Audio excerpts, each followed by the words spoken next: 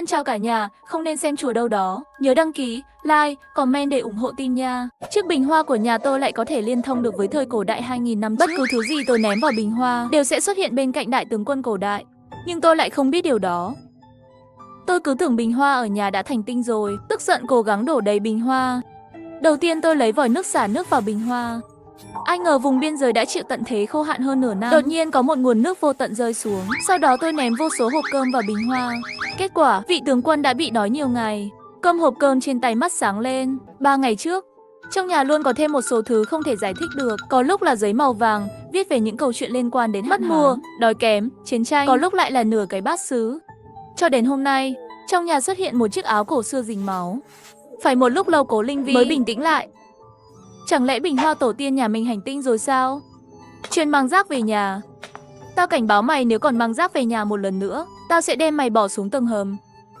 Cái bình như muốn chống lại cô ấy. Giây tiếp theo, một băng vải dính máu xuất hiện ở miệng chai. Nếu không phải vì bố tao xem mày như bảo bối, nhà kho dưới tầng hầm chính là nơi ở sau này của mày. Tiếp tục như vậy cũng không phải là cách. Ai mà biết lần sau bình hoa có khi nào mang cho mình một cái gì đó đáng sợ thì sao? Vì vậy, Cố Linh Vi nghĩ đến việc đổ đầy bình hoa bằng nước.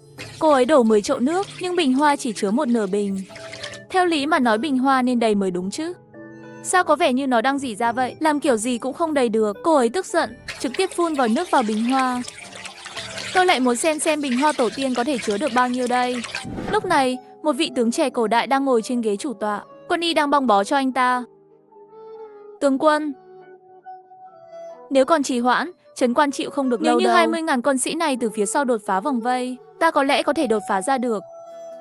Kể từ khi thành lập nước Đại Khải đến nay, trấn thủ Trấn Quan nhiều năm như vậy, thế hệ trung thành với hoàng quyền đâu chỉ có 200.000 quân này. Sau khi tiểu hoàng đế lên ngôi, gian thần lộng quyền, giở trò sau lưng, kiến quyết cắt đất lương thảo của Lục gia quân. Chưa đầy một năm chỉ còn lại 20.000 người. 10 tháng trời không mưa, đất khô sông nứt, bách tính không trồng được lương thực, dân gian đã xuất hiện cảnh tượng chết người. Tướng quân, đi đi. Quân đội 300.000 người của Mông Cổ muốn tấn công chúng ta. Cuối cùng, cho dù liều mạng này cũng phải đưa người ra ngoài. Tên cầu hoàng đế đó không đáng để ngài chôn thân ở đây. Đúng vậy, tướng quân. Đột phá vòng vây, ra khỏi thành đi. Lục Thanh Trần hai tay nắm chặt thành nắm đấm. Một khi mất Trấn Quan, người mặc Bắc Mạn sẽ đi về phía nam. Cuối cùng, 30 triệu người của Đại Khải quốc sẽ bị tàn sát.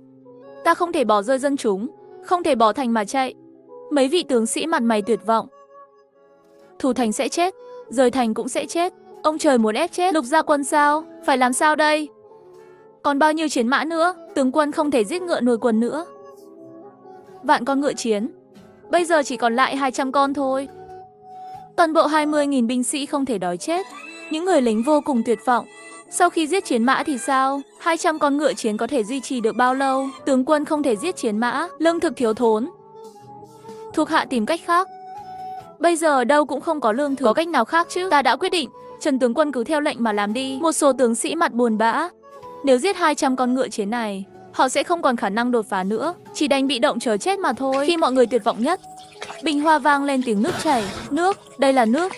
Đây là nước sao? Tống Quân Y uống từng ngụm xuống. Ngọt thanh ấm áp. Thật sự là nước. Tướng quân là nước.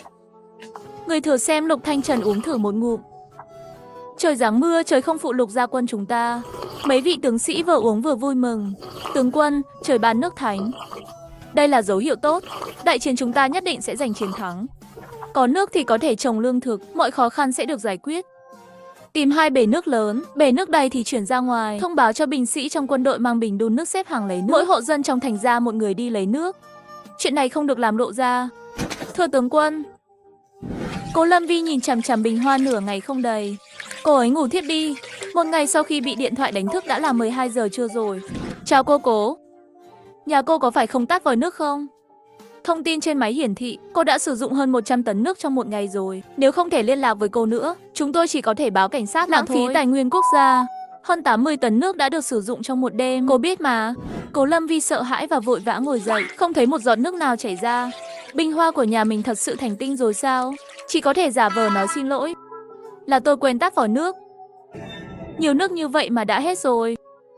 Bình hoa có thể nuốt nước, vậy có thể nuốt được hộp cơm không? Cô ấy bỏ một hộp cơm vào bình hoa. Hộp cơm liền biến mất.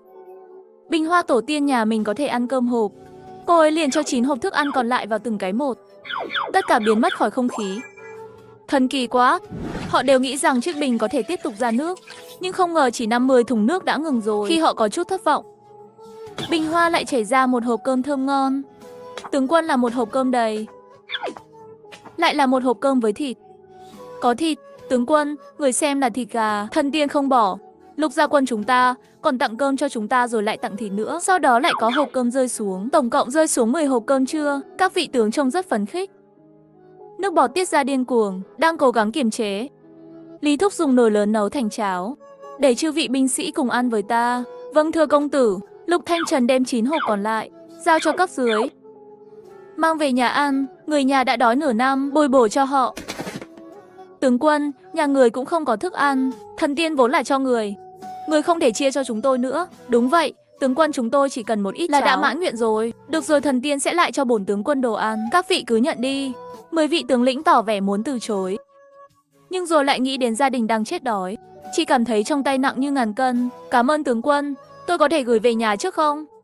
Vợ và con đang chết đói. Mau gửi về đi, các người cũng vậy, mau gửi về đi. Sớm quay lại, cùng nhau ăn cháo. Sau nửa nén hương, 10 vị thống lĩnh đã trở lại, từng người một hốc mắt đỏ ngầu. Lý Thúc, cùng nhau ăn đi. Người đã không ăn gì mấy ngày rồi. Bụng Lý Thúc đã nhiều ngày không ăn, sớm đã kêu nãy giờ. Tướng quân không cần đâu. Ngài và các vị đều là tướng lĩnh, còn phải dựa vào các người đánh lui địch, nên ăn nhiều hơn.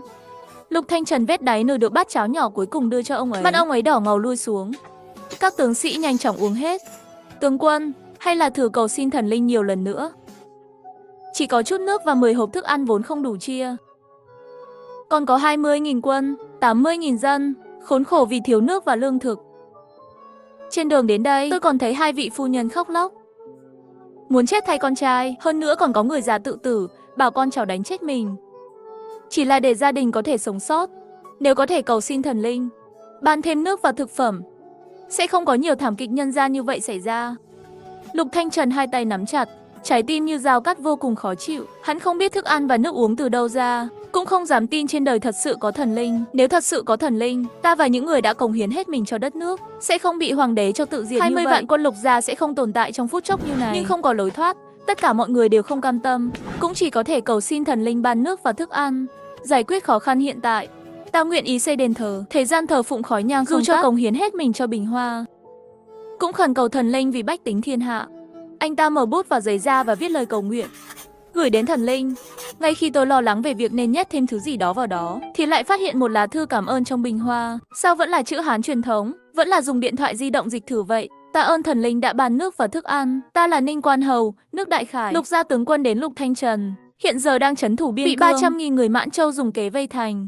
Từ 200.000 binh sĩ chỉ còn lại 20.000 người. Trấn quan đại hạn, trong thành vốn có 200.000 bách tính, giờ chỉ còn 80.000 người. Xin thần linh hãy tiếp tục ban nước và thức ăn, cầu xin người lấy thân phục vụ các đời con cháu, dâng hương cúng dường. Vậy nên những thứ rác rưởi này đến từ Đại Khải quốc. Nhưng trong sách sử không có triều đại này.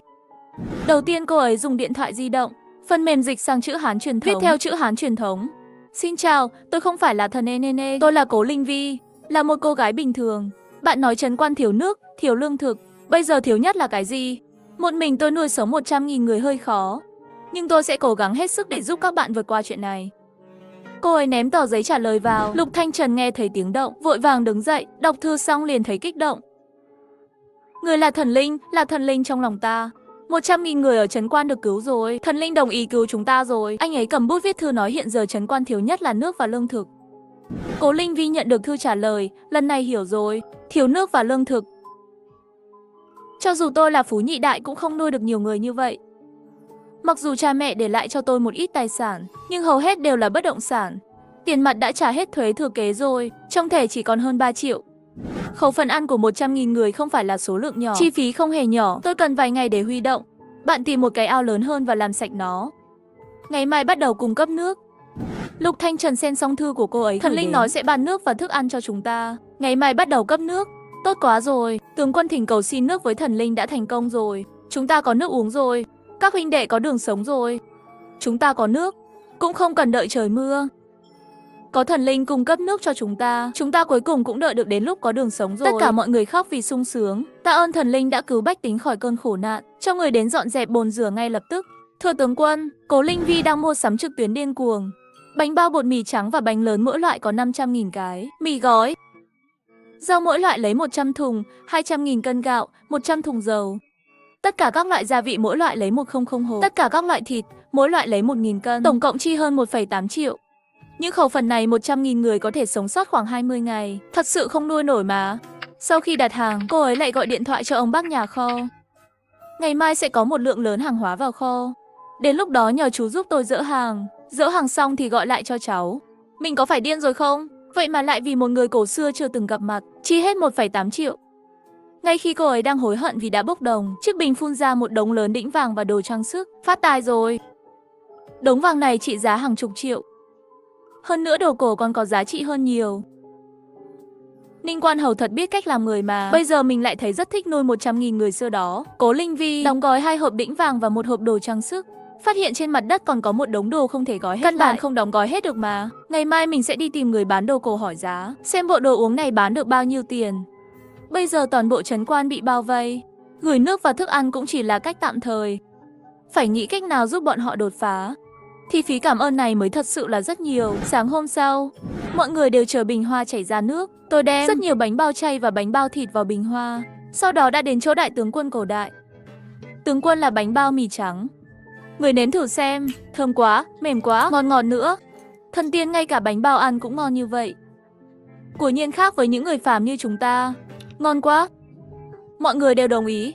Vừa dọn dẹp xong bánh bao, sau đó 100 túi thịt lớn đều rơi vào trong thùng. Các tướng sĩ trông rất thèm thuồng nhưng không dám ăn nữa. Lục Thanh Trần chia cho mỗi người một phần. Mấy thứ này các ngươi mang về nhà. Tướng quân không củ lắm. Thực phẩm nên được cung cấp cho quân đội trước. Tướng quân, hôm qua trẻ nhỏ suýt chết đói. May mà thức ăn đến đúng lúc. Cứu được mạng nó, hôm nay đem về quân đội trước đi. Đúng vậy, bây giờ nhuệ khí của quân lính là trên hết. Đói quá sẽ không có sức. Nếu mang những thực phẩm này về cho họ, chắc chắn sẽ làm tăng tinh thần của quân đội. Gửi về nhà một phần, phần còn lại được chuyển về doanh trại. Các tướng lĩnh đều vui mừng. Sau khi cô ấy dùng ý niệm chuyển xong bánh bao, lập tức đưa bình hoa lại gần giếng nước. Chú ý sắp xả nước rồi.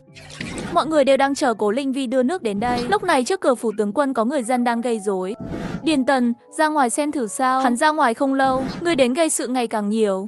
Lục Thanh Trần vừa đi đến cửa đã nghe xin thấy. Tướng quân mở kho để phát lương thực. Cầu xin tướng quân mở kho phát lương thực. Tướng quân, xin hãy cứu mạng bách tính chúng tôi. Chúng tôi không muốn bị đói chết. Dân chúng trước cổng phủ tướng quân đã có 200 người. Tên cầm đầu là Lưu Từ đến một tay xã hội đen địa phương. Mọi người cầu xin anh ta phát lương thực, có thể được sống hay không, chúng ta phải hoàn toàn phụ thuộc vào tướng quân rồi. Trong phủ tướng quân không có cơm, các người nhanh chóng rời đi. Có người thấy ông đưa cơm cho thằng nhóc này ăn. Tại sao không cho chúng tôi? Người rõ ràng có lương thực, người muốn bỏ đói toàn bộ dân chúng của thành sao? Lưu Tứ lời nói vừa thốt ra, tất cả dân chúng đều đang kêu gọi tướng quân mở kho để phát lương thực. Tướng quân, hãy cho chúng tôi một con đường sống. Tôi cũng không có lương thực, hàng trăm túi mì sẽ được ưu tiên cung cấp cho quân doanh. Nếu không, 200 con ngựa chiến cuối cùng này lúc này không được nhượng bộ. Lưu Tứ thấy Lục Thanh Trần thờ ơ, kéo hai mẹ con đầy thương tích đến trước mặt Lục Thanh Trần. Có phải là cơm là do tướng quan cho các ngươi không? Trong cơm còn có thịt viên. Người phụ nữ bị đánh, chết cũng không nhượng bộ hắn. Ông đã hùa vào với anh em giết cha tôi, còn cả em trai và em gái tôi. Ngay cả mẹ tôi cũng không bỏ qua. Ta sẽ giết chết ông. Đứa bé bị Lưu Tử đá ngã. Khi hắn muốn dẫm lên ngực đứa bé, Lục Thanh Trần liền giơ đao lên chém chết hắn. Rất nhiều người dân đến gây rối, liên tục sợ hãi và lui ra xa. Nhưng không ai rời đi. Họ tin rằng tướng quân có lương thực, nếu có thể ăn một miếng, cho dù chết họ cũng cam lòng. Tướng quân nước đến rồi. Dân chúng nghe thấy thì há hốc mồm. Trần Khôi thì thầm bí ẩn bên tai Lục Thanh Trần. Lại gửi tới thêm 300 cân gạo, 50 cân bột mì. Tất cả đưa đến doanh trại nấu cháo cho binh lính ăn trước. Một tiếng sau, để dân chúng xếp hàng lấy nước. Vâng thưa tướng quân, xin hãy di chuyển lại cửa sau nhà tướng quân. 1 giờ sau sẽ phát nước. Số lượng không giới hạn, mọi người đi xếp hàng lấy nước đi. Ai đến trước thì nhận trước. Kẻ chủ mưu gây rối đứng ở góc phố, đang âm thầm theo dõi động tĩnh của phủ tướng quân. Lúc này một tên ác bá nói: Phủ tướng còn có 300 cân gạo, 50 cân mì chẳng muốn mang đến doanh trại. Phủ tướng quân thật sự có gạo sao? Lại còn là 300 cân. 300 cân gạo này đủ cho vài người huynh đệ chúng ta ăn chắt chiu trong 3 tháng. Bây giờ là thời kỳ đói kém, bọn họ đều muốn cướp. Ngụy ca, chúng ta gọi thêm vài người anh em tới, nửa đường cướp gạo bọn chúng. Cứ quan sát trước đã, ngươi không thấy kết cục của Lưu Tứ sao? Lục Thanh Trần có chiến công lớn, giết mạng người dễ như trở bàn tay. Cấp lương thực trước mắt hắn, không khác gì vậy phải làm sao? Chết. Bất lực nhìn Tiểu Lục bị hắn giết sao? Ta sẽ đến doanh trại một chuyến, trộm ít cháo ra. Mấy người các người đi lấy nước đi, tiếp tục theo dõi đốt phủ tướng quân. Sau khi những người khác giải tán, Lưu Anh Ba thì thầm với Ngụy Quảng. Thật sao? Trên đời thật sự có thần tiên à? Đúng vậy, mau đi lấy nước đi. Đừng nói với ai chuyện này. Theo dõi trận phủ tướng quân phía bên này, Cố Linh Vi vừa đến cửa hàng đồ cổ. Chỗ ông có nhận đồ cổ không? Đồ đâu? Cho tôi xem. Khi ông ấy nhìn thấy bình rượu 3 chân khảm ngọc, đã rất phấn khích. Sau khi kiểm tra cẩn thận, đây là đồ vật từ hơn 2.000 năm trước. Đồ tốt. Các bảo tàng lớn đều không có. Chờ đã, còn có chữ Đại Khải ngự dụng. Có gì đáng nói à? Trông ông ta rất kích động. Thực sự có nước Đại Khải. Không có ghi chép trong sách, nhưng cũng có thể có. Đất nước này chỉ tồn tại 50 năm. 50 năm, Ninh Quan Hầu cuối cùng vẫn là chết sao? Vậy tất cả 100.000 người cuối cùng đều chết sao? Bình rượu này giá trị bao nhiêu? 200 triệu. 200 triệu là mức giá vừa phải. Trong nước còn chưa từng xuất hiện đồ cổ của Đại Khởi quốc. Cũng trong lịch sử, đất nước này bị thiên tai hủy diệt. Nội loạn, chiến tranh. Đại Khải đã từng xuất hiện một vị đại tướng có thể so sánh với đại tướng quân Hoắc Khứ Bệnh. Nó cũng làm rõ cho mô tả về Đại Khải quốc, việc các quan chức lộng hành hoàng đến chỉ là con rối, trời giáng đại hạn, dân bất an. Nhưng đối với đại tướng quân tất cả đều là rồng từ trời bay xuống. Đại tướng quân tên gì? Lục Thanh Trần 20 tuổi phong hầu bái tướng. Ông được phong là Ninh Quan Hầu, chết lúc mới 21 tuổi. Không lâu sau khi ông ấy mất, Đại Khải quốc diệt vong. Ninh Quan Hầu gọi ta là thần linh. Người đưa cho tôi một đống vàng lớn là Ninh Quan Hầu. Cô gái, cô có định bán không? Bình rượu này thường theo cặp. Nếu cô có một đôi, tôi có thể ra giá 500 triệu. Cố Linh Vi tâm trạng đau buồn. Cô ấy không muốn Lục Thanh Trần còn trẻ như vậy đã phải chết. 500 triệu chỉ đủ nuôi sống 100.000 người. Muốn giúp cho hắn có 20.000 người đánh thắng 300.000 quân Mãn tộc, chắc chắn là không đủ. Tôi có 2 cái, ra giá 500 triệu là hơi ít rồi. Mục lão mắt đầy vẻ hoài nghi không dám tin. Kiểm tra cẩn thận bằng kính lúp ngay lập tức. Đúng rồi, đây là một cặp được bảo quản hoàn hảo. Một cặp bình rượu chất lượng tuyệt vời. Cô ra giá bao nhiêu? Tôi muốn tiền mặt, ra giá cao nhất. Cô muốn 600 triệu. Đúng vậy, nếu ông không đủ khả năng chi trả, tôi có thể đi hỏi hàng bên cạnh. Chờ đã, tôi thực sự không có nhiều tiền mặt như vậy. Câu for nửa tiếng, tôi gọi người cùng nhau hợp tác mua. Rất nhanh phó giám đốc Trương đã đến. Sau khi xem kỹ bình rượu ngọc liền nói quá tuyệt diệu rồi. Đại Khải quốc từ 2.000 năm trước đã có tay nghề tinh tế như vậy rồi. Chỉ tiếc là đất nước này chỉ tồn tại 50 năm. Nếu Ninh Quan Hầu không chết sớm như vậy, ông ấy sẽ dẫn binh Đại Khải tiêu diệt 6 quốc gia khác, chống lại quan Mãn tộc ở phía Bắc và tiến phía Nam để giành lại Quảng Đông và Quảng Tây. Trời ghen tị với nhân tài mà. Cố Linh Vi nắm chặt bình rượu trong túi. Lục Thanh Trần có thể thay đổi nhiều như vậy, nếu anh ta không chết sớm, chẳng phải sẽ thống nhất các nước trước 200-300 năm hay sao? Cô gái nhỏ, đôi bình ngọc này chúng tôi muốn 600 triệu đúng không? Đúng vậy, có thể trả tiền mặt không? Có thể, tài khoản LIB nhận được 600 triệu nhân dân tệ. Nếu cô còn có đồ vật của Đại Khải quốc, cô đưa nó cho các tiệm đồ cổ khác. Họ chưa chắc đã hiểu được giá trị thực sự của đồ cổ nước Đại Khải đâu. Nhưng chúng ta biết lịch sử đó, có thể đưa ra đánh giá chính xác. Tôi sẽ lại tìm các người sau. Cố Linh Vi đi chợ rau, đặt các loại rau xanh, khoai lang, cà rốt, khoai tây.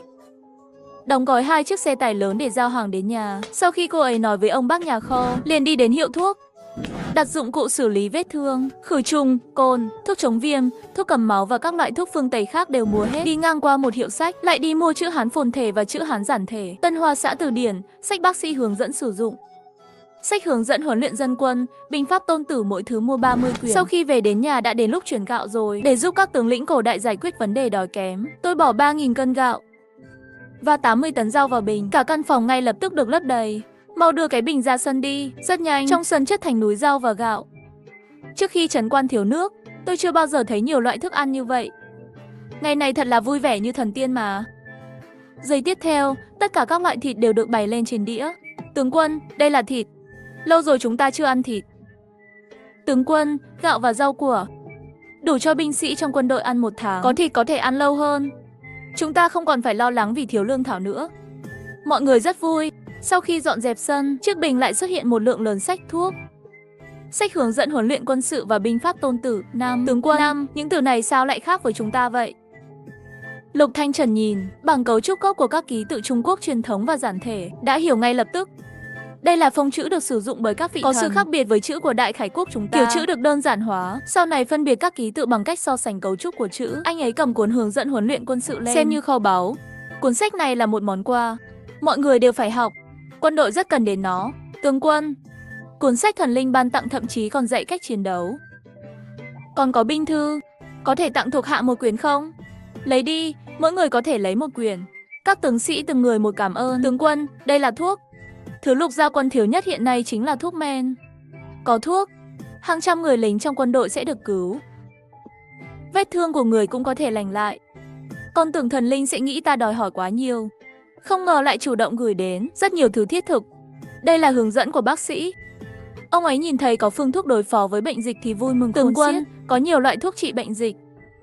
Có cuốn sách này, những người hành nghề y ở Đại Khải Quốc sẽ không bao giờ bất lực trước bệnh dịch nữa. Tổng quân y, ông cứ lấy về nghiên cứu đi. Còn cả những loại thuốc này được sử dụng như thế nào, bao bì phải khắc hướng dẫn sử dụng. Anh ấy đặt từ điển Tân Hoa xã cho các vị tướng lĩnh. Đưa cho ông ấy một bản sao của bảng so sánh tìm hiểu cách sử dụng các loại thuốc này càng sớm càng sẽ cứu được thêm mạng sống của nhiều binh sĩ. Vâng thưa tướng quân, mọi thứ đang đi theo hướng tốt. Có nước, có thức ăn, cảm ơn thần linh vì tất cả. Ngày hôm sau, Cố Linh Vi nhận được kiện hàng nhỏ và một lá thư. Tôi đã mở một kho cháo và sắp xếp cho dân trong thành đến lãnh cháo. Lễ vật đều là của bách tính cảm ơn thần linh. Những món quà và lời tri ân, hy vọng người không ghét bỏ. Đây đều là những món đồ cổ có giá trị. Làm sao tôi có thể ghét bỏ được? Trong thành có nước, có lương thực, một khi bị lộ, Bắc Man Vương nhất định sẽ điên cuồng tấn công thành. Chúng tôi chỉ có 20.000 quân, không thể chống lại 300.000 quân. Tôi muốn mua số lượng lớn gạch, vôi, gạo nếp để xây tường, gia cố thành lũy. Ngoài ra còn cần quy ngơ để chế tạo vũ khí. Được rồi, tôi sẽ đi mua cho anh. Quy ngơ đồng tinh chế có thể đổi thành thanh thép. Ngày nay, người ta dùng cát để trộn 11 măng, với những viên gạch để đặt lên tường thành cũng rất vững chắc. Nhưng phương pháp hiện đại mình phải dạy người xưa như thế nào đây? Cô ấy tìm một cái máy tính bảng, tải xuống video xây dựng kỹ thuật và cách sử dụng máy tính bảng, đặt vào bình hoa cùng với kho báu sạc. Lục Thanh Trần rất nhanh đã học được cách sử dụng máy tính bảng. Cố Linh Vi làm việc rất hiệu quả. Chiều hôm đó, Lục Thanh Trần đã nhận được rất nhiều cát, gạch 11 măng. Cái gì đây? Lục Thanh Trần lấy ra hướng dẫn cho họ xem. Bao nhiêu nước nên thêm 11 măng và cát. Làm thế nào để xây dựng đều viết rất rõ ràng. Thì ra đây là thần tiên giúp cho chúng ta xây tường cao. Chỉ là vật liệu được sử dụng trong thế giới thần tiên, khác với Đại Khải Quốc chúng ta. Sau đó một lượng lớn thép cây từ trên trời rơi xuống. Đây là thanh sắt hay thép? Trên toàn nước Đại Khải, sắt là thứ hiếm có. Thép có giá trị hơn vàng. Là thép, tất cả binh lính đều ngây ngất.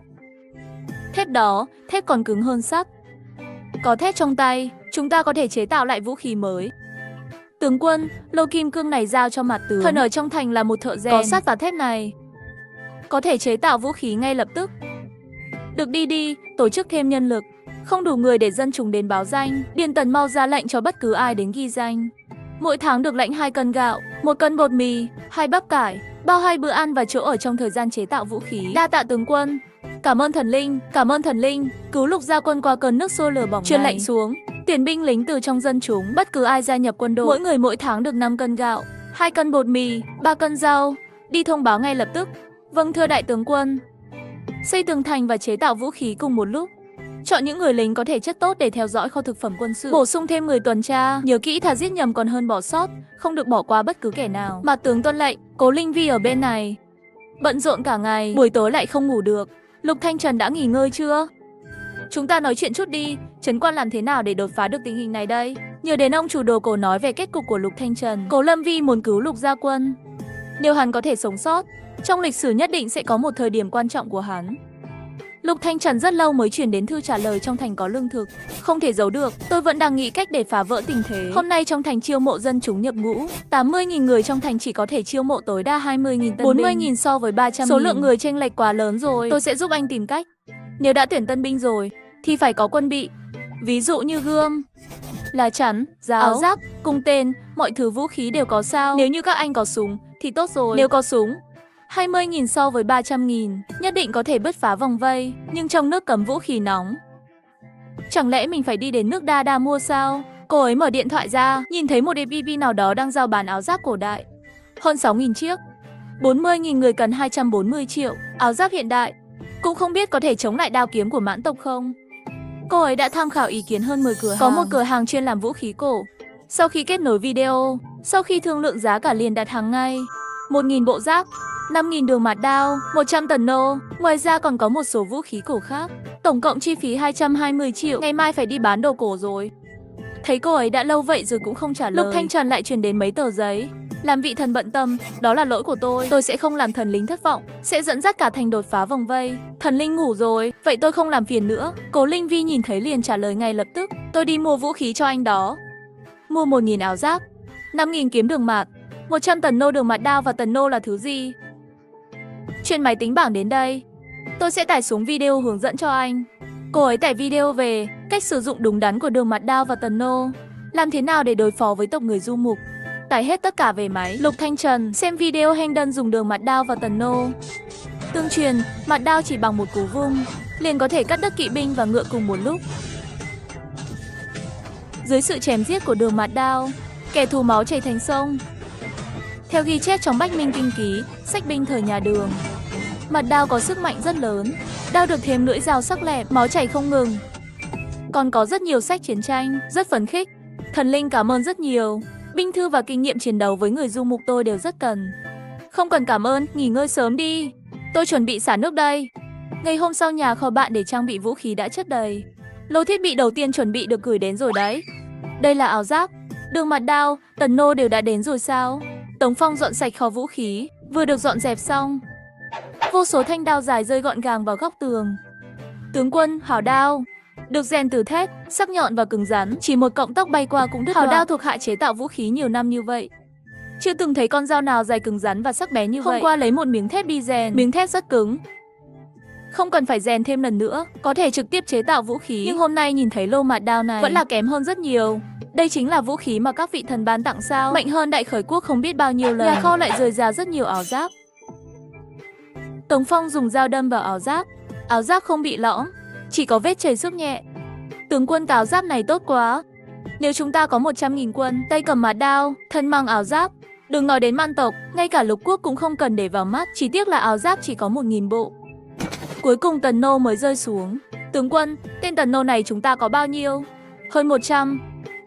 Quá ít rồi. Tướng quân, tên tần nô có tác dụng rất lớn đối với quân lục gia chúng ta. Có thể để thần linh gửi thêm nhiều một chút không? Đúng vậy, tướng quân có vũ khí sắc bén như vậy, lục gia quân chắc chắn có thể trấn thủ được trấn quan. Các ngươi chỉ biết yêu cầu, không bao giờ cống hiến. Cho dù là lương thực hay là tần nô, các vị thần đều phải mua từ bên ngoài. Cho tất cả 100.000 người. Các ngươi có biết thần linh chi tiêu hết bao nhiêu mỗi ngày không? Nghe nói như vậy tất cả tướng sĩ đều lộ ra sắc mặt khó coi. Tướng quân, mặt tướng biết sai, sau khi về nhà sẽ mở nhà kho gửi tiền cho thần linh. Cầu thần linh gửi thêm tần nô. Đối với quân ta mà nói, tần nô này là vũ khí sắc bén. Mặt tướng cũng nguyện ý đem quyên góp tài vật. Bản tướng quân cầu xin các vị thần, áo giáp và mạt đao là để ưu tiên phân phối cho lính tiên phong. Có áo giáp và mạt đao, 3 người thành một nhóm, có thể chống lại kỵ binh hung ác nhất mãn tộc. Ngoài ra chọn cung thủ có sức mạnh cánh tay lớn, lập thành đội, luyện tập cung tên. Cố Linh Vi vừa đến cửa hàng đồ cổ thì ông chủ đã lập tức đến chỗ cô. Hôm nay, tôi lại nhận được kiện hàng nhỏ của đại tướng quân quay lại bán với giá 200 triệu. Cô gái, cuối cùng bạn cũng đến rồi. Bình rượu bạn gửi lần trước đã được thu mua rồi. Chúng ta muốn thêm Đại Khải Quốc vào lịch sử của chính mình. Chuyện này đều là nhờ vào bạn cả đấy. Cửa hàng đồ cổ của Mộc Lão là hợp tác với bảo tàng. Mình chỉ bán đồ cổ, còn có thể chứng minh sự tồn tại của Đại Khải Quốc sao? Lần này mang đồ tốt gì đến vậy? Cho tôi xem thử. Đây là tiền đồng xu của nước Đại Khải. Nhìn này, đằng sau có ký tự. Đúng là đồng tiền của nước Đại Khải mà. Chắc là trong túi của bạn còn có những thứ khác nữa nhỉ? Đây là thẻ tre của Đại Khải Quốc. Có văn tự ghi chép trên thẻ tre. Quá quý giá rồi. Tâm trạng Mộc Lão vô cùng kích động. Cô gái, bạn bán thẻ tre và 3 đồng tiền phải không? Tôi đều muốn 200 triệu được chứ. Ông phải chuyển tiền nhanh một chút. Được rồi, tôi sẽ chuyển tiền cho bạn. Cố Linh Vi kiểm tra tài khoản của ngân hàng đã nhận được rồi. Sau khi nói lời tạm biệt với Mộc Lão, liền đi về nhà. Bán dưa hấu đây, 5 xu một cân, đi ngang qua đừng bỏ lỡ. Cố Lâm Vi đã đem toàn bộ dưa hấu thanh toán tại chỗ. Nông dân trồng dưa vui mừng, quyết định giao hàng tận nhà. Những người trồng dưa khác ở trong làng nghe nói cô ấy liền kéo cô ấy đến nhà lấy dưa hấu. Cô ấy thâu hết trái cây và gia cầm của toàn bộ ngôi làng, đổ đầy 6 xe lớn. Lục Thanh Trần vừa tăng gấp đôi kích thước của chiếc lều đã bị một lượng lớn dưa hấu rơi xuống, đập vào đầu các tướng sĩ. Mọi người mau chạy ra khỏi trại. Sau khi các loại trái cây rơi xuống hết, tiếp theo là một lượng lớn gia cầm rơi xuống. Tướng quân, là gà sống. Sau 1 năm, cuối cùng tôi cũng nhìn thấy một con gà sống. Có gà đẻ trứng rồi nở gà con. Trong doanh trại của chúng ta sẽ có một dòng trứng không ngừng để ăn rồi. Sau đó một lá thư rơi xuống. Tôi mua thêm 40,000 tấm khiên giác, 10.000 tên tần nô, 5.000 kiếm, 300.000 thanh kiếm dài, giáo ngắn 3.000. Nhìn thấy số lượng vũ khí khổng lồ này, không khỏi run rẩy.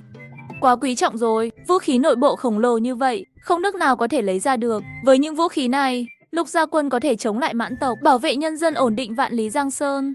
Cảm ơn thần linh, đã để tôi gặp được một vị thần tốt nhất trên thế giới. Nếu thần linh muốn ta nhảy vào nước sôi lửa bỏng, thề vạn chết không từ. Tạ ơn thần linh đã ủng hộ Lục Gia Quân. Tướng quân cứu mạng. Tiểu binh kéo người đàn ông đầy máu vào phủ tướng quân. Ngươi là ai? Sao lại bị thương? Tôi là Lưu Anh Ba, chính là người 3 ngày trước ở phủ tướng quân đòi mở kho lương thực. Triệu Hữu Tài muốn gửi tin tức ra bên ngoài, buộc tôi và Ngụy Quảng tiết lộ mật đạo, muốn dẫn mãn tộc từ mật đạo vào trấn quan, tấn công phủ tướng quân lấy lương thực. Chúng tôi thà chết không nói, bị tra tấn 2 ngày 2 đêm, tôi trốn thoát ra được.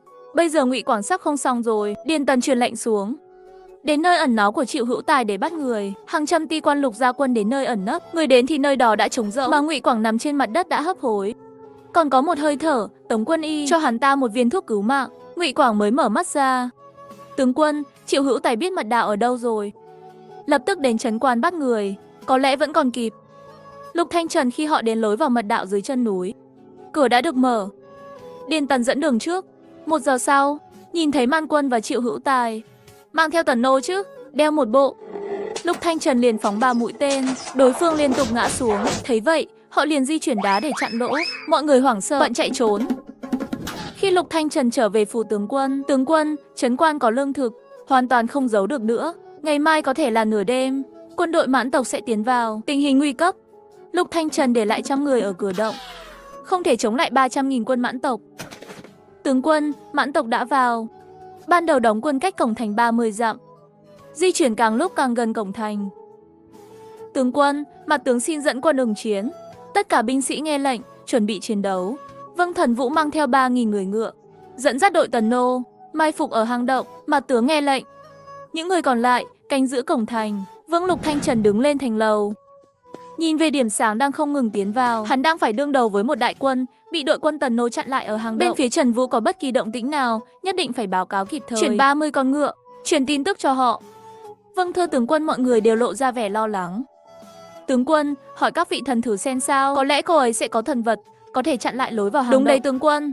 Hiện tại đại quân địch đã áp sát, không còn thời gian để do dự nữa đâu. Thần linh là toàn năng, nhất định sẽ có cách mà.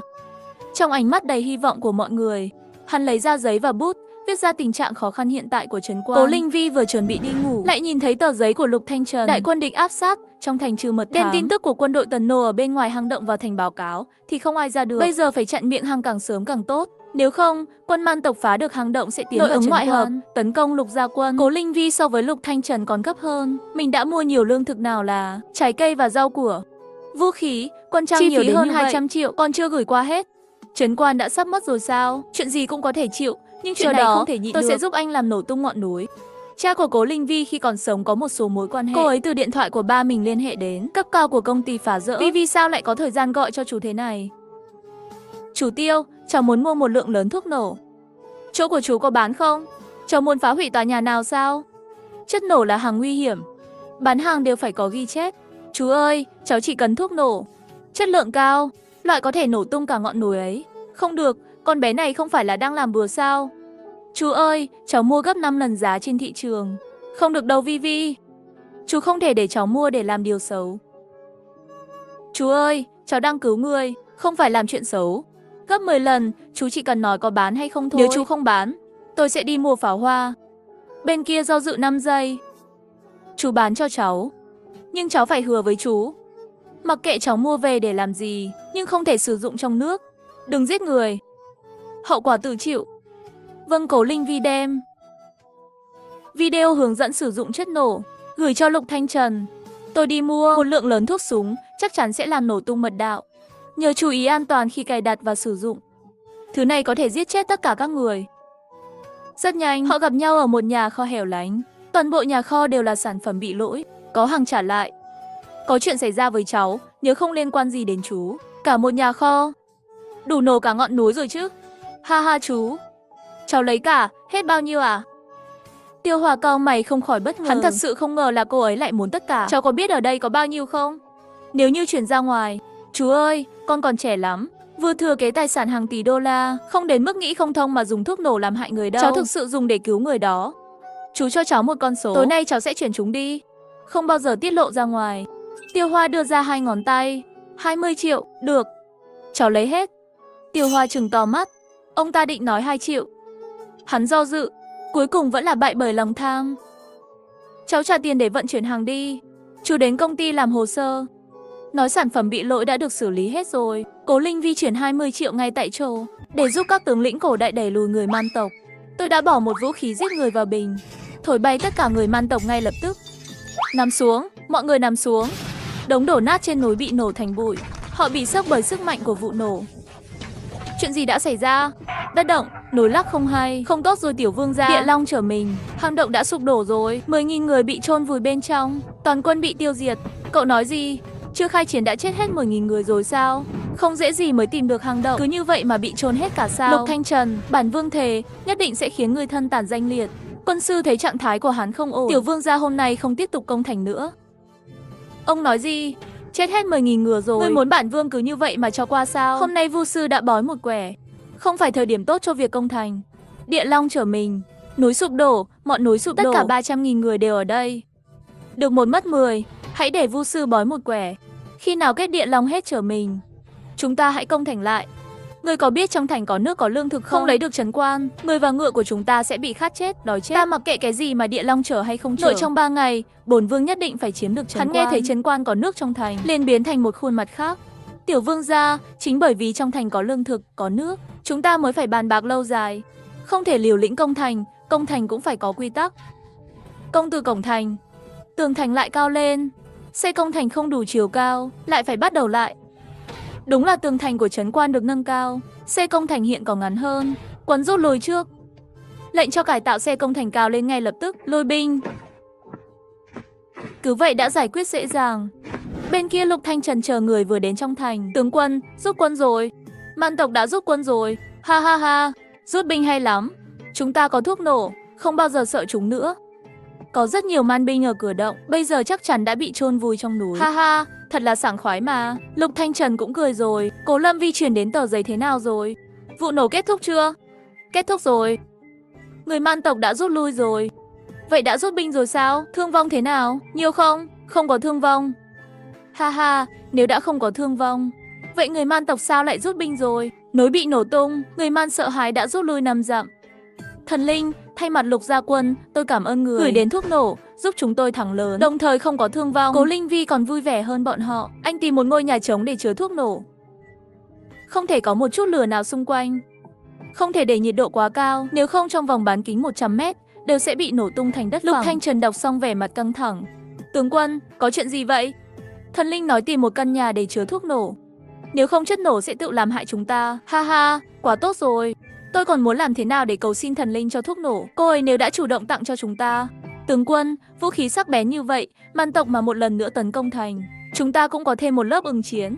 Ha ha Tống Phong, tìm một ngôi nhà nhỏ. Nhớ kỹ, không được có dân thường trong vòng 5 dặm. Tìm một vài người lính đáng tin cậy để tuần tra xung quanh. Họ cũng không thể đến quá gần. Thuộc hạ lĩnh mệnh. Bản tướng quân ở đây lập lời thề, nhất định sẽ đưa các ngươi ra khỏi vòng vây, bình an đưa các ngươi trở về kinh. Có thuốc nổ và tần nô mà thần linh ban tặng, có một nguồn cung cấp lương thực và nước ổn định, chúng ta nhất định sẽ thắng. Tướng quân nói đúng, chúng ta có thần phù hộ, chắc chắn sẽ thắng. Chúng ta không thể phụ sự ủng hộ của các vị thần. Ngày mai 300 cân lương thực đến, kho đã chuẩn bị xong chưa? Đã chuẩn bị xong rồi, tôi đang ở trong nhà kho. Từng túi bột gạo rơi vào kho. 3 triệu cân, thật sự rất nhiều rồi. Sắp lấp đầy nhà kho rồi.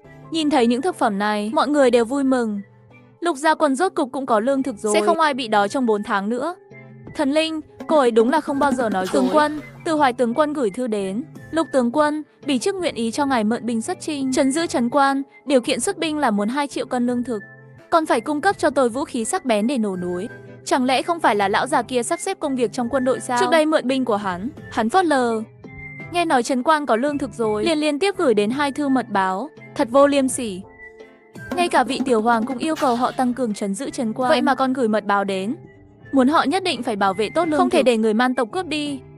Quân đội Lục gia quân 200.000 người, thương vong đến 20.000 người, còn hạ lệnh trấn giữ, Biết chúng ta có lương thực rồi, vậy mà còn bắt chúng ta trấn giữ lương thực. Về phần thành có bị phá hay không, không quan trọng. Lúc này lại rơi xuống vô số hộp mì gói, cơm tự làm nóng, xúc xích, dăm bông. Mọi người đều sốc và ngạc nhiên. Tướng quân, gạo này, dùng nước là có thể nấu. Còn có túi rau. Tướng quân, đây là thứ tốt. Đối với đội hình chiến đấu đường dài của quân đội rất hữu ích. Ngựa chiến của chúng ta sau này không phải sợ bị giết ăn. Và đó gói đã đủ tiện lợi rồi. Không ngờ thần linh còn tặng vật này. Đặt cơm tự làm nóng, nước khoáng đều chuyển ra ngoài, mì ăn liền, xúc xích và dăm bông đưa đến kho sau của phủ để lại quân trại một nửa. Vâng thưa tướng quân, tường thành đến báo. Cho đến trưa nay, Man tộc cũng không tấn công, đóng quân 10 dặm bên ngoài thành. Chúng đang chờ một thiên cơ, nghe nói Vu sư La Cát khảo bói một quẻ để công thành. Mà tướng cũng nghĩ như vậy, nếu chúng ta có thể ra khỏi thành thì tốt rồi, không cần phải mơ hồ trong trấn quan này, tìm vài tên lính thông minh, đến cổng thành để học cách chôn thuốc nổ. Trần Vũ bị sốc ý người là muốn chôn vùi thuốc nổ, ban đêm lén đi chôn trên đường Man tộc công thành. Phương pháp này quá tuyệt vời rồi. Lúc này có binh sĩ đến đưa tin. Tướng quân, có thư của Đại Vĩnh Quốc. Trần Vũ thấy hắn sắc mặt không tốt liền hỏi tướng quân. Thư nói gì vậy? Nhạc Hoành tướng quân ở biên giới Vĩnh Quốc mới gửi thư đến, muốn lôi kéo ta. Trần Vũ xem xong thư tức giận chửi lớn mẹ nó chứ. Lão tử còn đang thắc mắc sao tên Nhạc Hoành chết tiệt này lại gửi thư đến. Tướng quân và hắn cũng không có quan hệ gì cả. Hóa ra nghe nói trong thành chúng ta có nước có lương thực, mới nhắm vào chúng ta. Nếu Đại Khởi Quốc bị diệt, thì nước thứ hai chính là đến lượt Đại Vĩnh Quốc hắn. Hắn lừa dối thượng quan cũng thôi đi. Tướng quân, tên này có ý đồ xấu. Chúng ta không thể bị lừa. Luận quốc gia xếp thứ nhất là Đại Sở, thứ hai là Vĩnh Quốc, thứ ba là Đại Khởi. Sở Quốc và Vĩnh Quốc có thù với nhau, hai nước chiến tranh không ngừng. Nếu không thì sớm đã thôn tính 4 nước kia rồi. Ngay cả Vĩnh Quốc cũng biết chúng ta có lương thực, có nước. Em là Sở Quốc cũng biết rồi. Trả lời một lá thư cho Nhạc Hoành. Tướng quân, chuyện này ngài không được hồ đồ đâu. Tiểu hoàng đế mặc dù nghi ngờ ngài, nhưng tiên hoàng giao nhiệm vụ quan trọng cho Lục Gia Quân, rất tín nhiệm ngài đó. Cùng lắm đợi đến khi hồi chiều, chúng tôi sẽ giúp ngài giết Tô thừa tướng. Lục Thanh Trần lắc đầu, gia đình ta đã phục vụ quốc gia từ thế hệ này sang thế hệ khác. Nhất quyết không nương tựa Vĩnh Quốc. Ngươi gửi một lá thư cho Nhạc Hoành, để hắn đưa người đến đây nương nhờ. Một người lính mỗi tháng nhận được 6 cân gạo, 4 cân bột mì, 1 thùng dầu, 1 gói muối trắng. Hắn đến bao nhiêu người, ta sẽ thu nhận bấy nhiêu lính. Ha ha ha, vâng. Chú ý này rất hay, làm nhục hắn. Sau đó, anh ấy lại lo lắng vậy chuyện chúng ta có lương thực hoàn toàn bị lộ ra rồi. Tin tức không thể giấu được nữa rồi. Vì lương thực, ngươi nói thử xem hai nước Sở Vĩnh sẽ phái quân để đánh đuổi Man tộc sao? Có, họ sẽ vì lương thực và nước uống, trước tiên đuổi Man tộc đi. Sau đó hai nước lại đánh nhau một trận. Bên công thành chiến thắng, sẽ cướp lấy thức ăn của chúng ta. Đúng vậy, trước khi lô vũ khí thứ hai của các vị phải làm một hồ bùn ngoài thành mới được. Khi vũ khí đến, cho dù là Sở Quốc hay Vĩnh Quốc thắng trận, thì đều không phải đối thủ của Lục Gia Quân chúng ta. Trần Vũ cười to nói tướng quân, ngài quả nhiên thông minh hơn mặt tướng rất nhiều. Ngươi lại gửi thêm một lá thư cho Sở Quốc, nói binh sĩ Vĩnh Quốc đầu hàng Lục Gia Quân, mỗi người mỗi tháng được 6 cân gạo, 4 cân bột mì, 1 thùng dầu, 1 gói muối. Nếu là binh sĩ nước Sở nương nhờ vào Lục Gia Quân, ngoài phần như này, còn thêm 1 cân thịt, 2 cân thức ăn ha ha. Hay. Mặt tướng liền làm như vậy ngay, đi tìm người đến để học cách đặt chất nổ, 4 cổng thành, Đông Tây Nam Bắc cũng phải chôn. Mặt tướng lập tức làm ngay. Mọi chuyện nhìn thì có vẻ như rất bình yên. Lục Thanh Trần có dự cảm Man tộc trong vòng 3 ngày nữa sẽ lại một lần nữa công thành ác liệt hơn. Lúc này Bình Hoa bay đến giấy trắng Lục Thanh Trần. Anh hãy chuẩn bị một nhà kho lớn, dùng để đựng dưa hấu, có 3 triệu cân. Ngoài ra còn một số loại rau của khác. Lục Thanh Trần bất đắc dĩ cười. Dưa hấu lần trước thần linh gửi đến vẫn chưa ăn xong. Dưa hấu có thể bổ sung vitamin, tốt cho sức khỏe của binh lính và dân chúng. Anh trước tiên cho người đào một cái hố để ở đó cũng được. Tôi lập tức để người làm. Đúng rồi, người Man tộc đã rút lui chưa? Vẫn còn cách đây 10 dặm, có thể tấn công bất cứ lúc nào. 10 dặm. Hiện tại Lục Gia Quân không có sức mạnh chiến tranh, cho họ toàn bộ thuốc nổ. Cũng không thể xử lý được 300.000 người. Anh hãy đem bản đồ đánh dấu, người Man đóng quân trên bàn cát, chụp ảnh gửi cho tôi. Chụp lại môi trường xung quanh. Mấy công trình trước khi công thành. Tôi sẽ nhờ cư dân mạng toàn năng đưa ra ý tưởng. Lục Thanh Trần đưa bản đồ và máy tính bảng qua. Nếu có thể, xin thần linh thúc giục khi nào vũ khí có thể đến. Tần nô đối với Man tộc có tác dụng rất lớn, đồng thời trôn chất nổ mà không cần ai đốt. Sử dụng tên của Tần nô để bắn chất nổ. Anh đã trôn hết thuốc nổ. Không đủ, tôi sẽ gửi cho anh thêm pháo hoa. Pháo hoa có thể làm ngựa sợ hãi.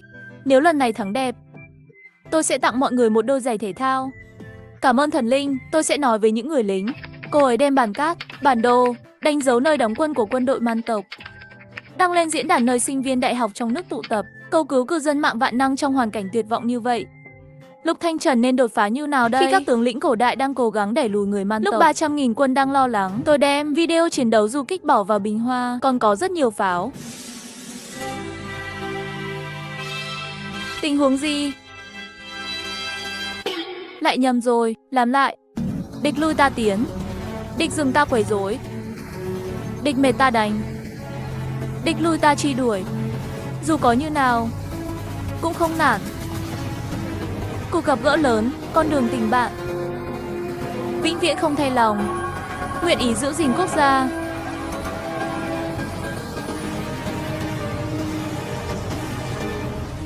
Lục Thanh Trần và tướng sĩ đang bàn bạc tại chỗ, dùng chiến tranh du kích được dạy bởi các vị thần. Nếu có thể lẻn vào chuồng ngựa man tộc, đốt pháo trên mông ngựa, làm ngựa chiến sợ hãi, sẽ có thể phá hủy trại man tộc.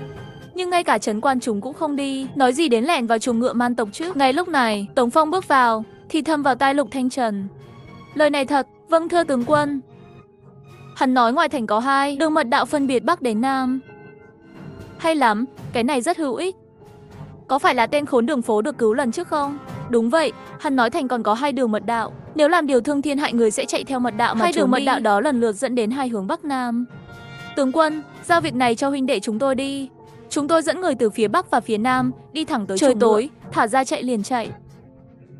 Các người dẫn nhiều ngựa, chú ý an toàn, bị phát hiện thì quay về trước. Vâng thưa tướng quân, vâng tướng quân. Phải trở về bình an. 1 giờ sau, đã nghe thấy tiếng pháo nổ cách đó 10 dặm. Ngựa bị kinh sợ, quân đội hỗn loạn.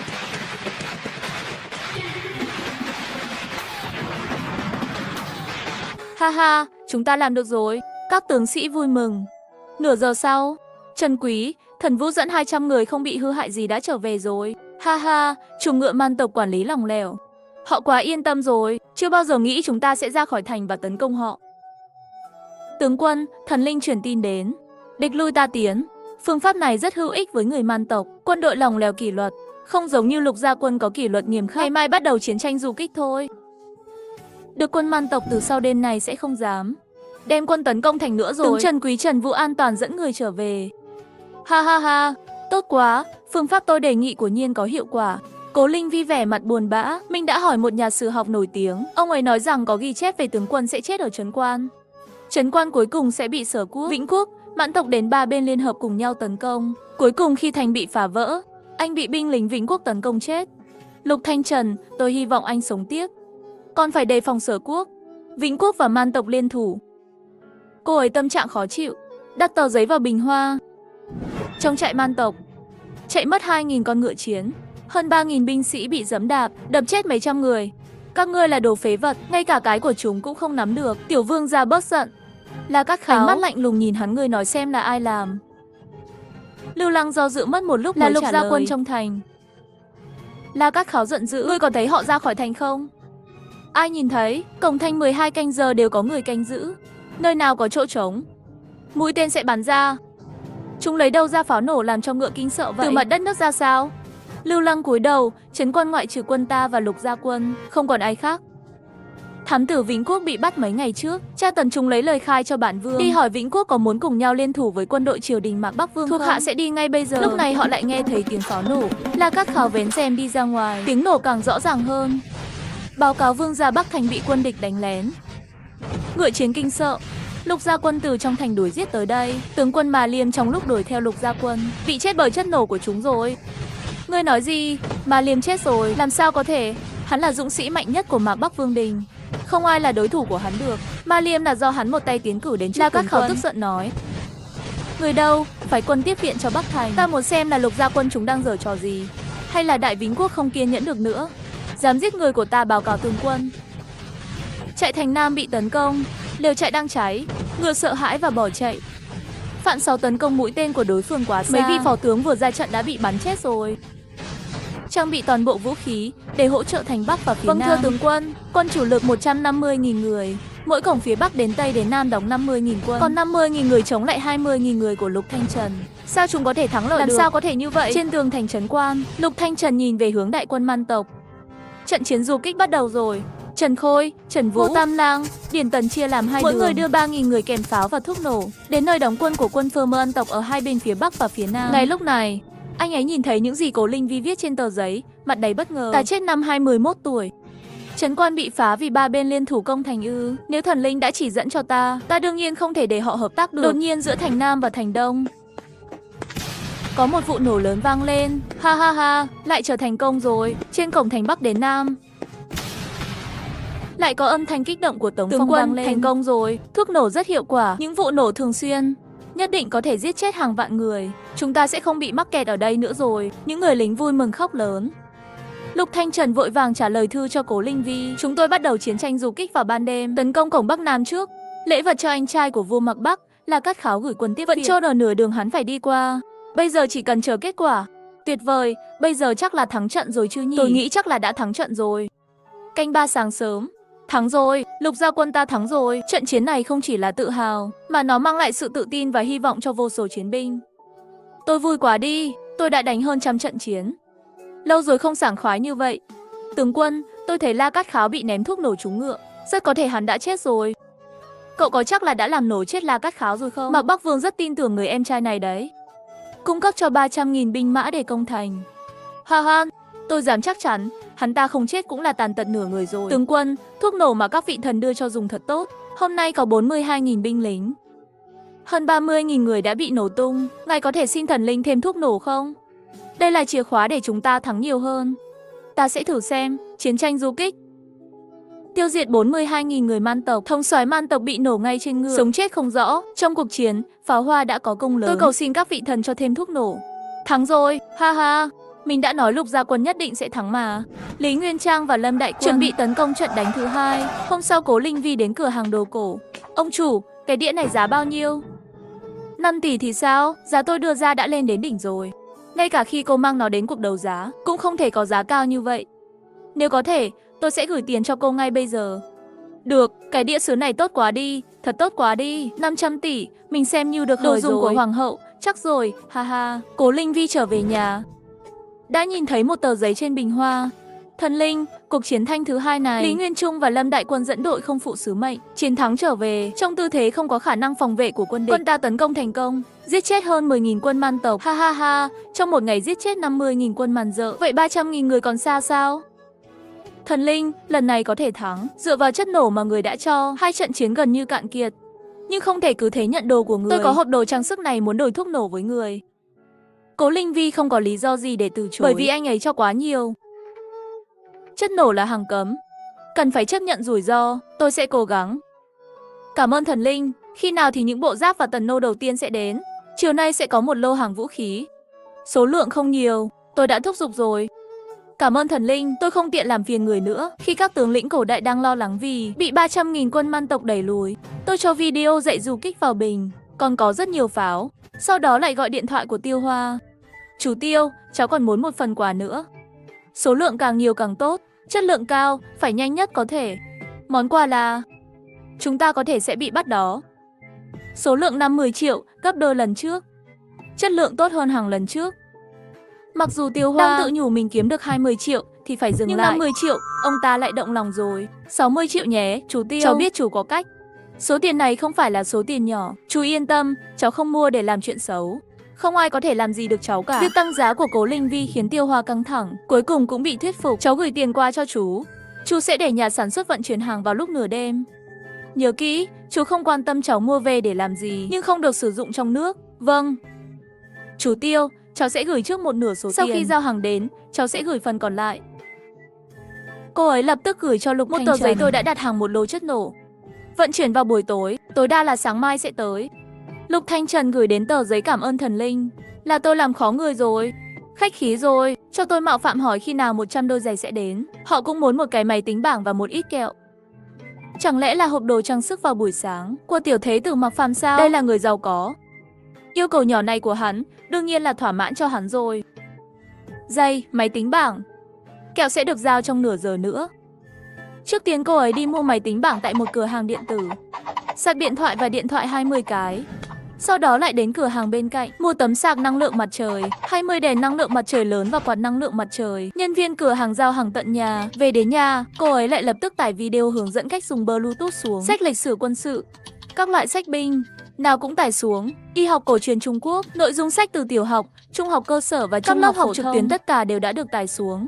Lục Thanh Trần nhìn thấy tờ giấy Cố Linh Vi gửi đến, bèn nói. Lô vũ khí trang bị thứ 2 sẽ đến vào buổi chiều. Giây tiếp theo một số sạc máy tính bảng. Bảng sạc năng lượng mặt trời cho điện thoại di động, đèn ngủ năng lượng mặt trời, quạt năng lượng mặt trời, rơi hết trên bàn. Tôi mua máy tính bảng, điện thoại di động, máy tính bảng đã tải xuống kiến thức quân sự hiện đại. Cách sử dụng máy tính bảng đã được tải xuống. Có video hướng dẫn. Có một cái máy tính bảng tặng cho Mạc Phàm đó. Đã tải xuống một số cờ vua, cờ vây. Có thể giết thời gian rảnh rỗi. Nghe Cố Linh Vi giải thích chi tiết về cách sử dụng các sản phẩm năng lượng mặt trời, Mạc Phàm tháo một cái quạt nhỏ ra. Kỳ diệu quá, có thể tự động thổi gió, rất tiện lợi. Tôi muốn nó. Mạc Phàm vốn là được Tiểu Hoàng đế phái đến giám sát và chia quyền cai quản Lục Gia Quân với Lục Thanh Trần, nhưng giờ lại cứng đầu chỉ muốn chơi cái trò mới lạ này. Nhìn một cái đã nghiện rồi.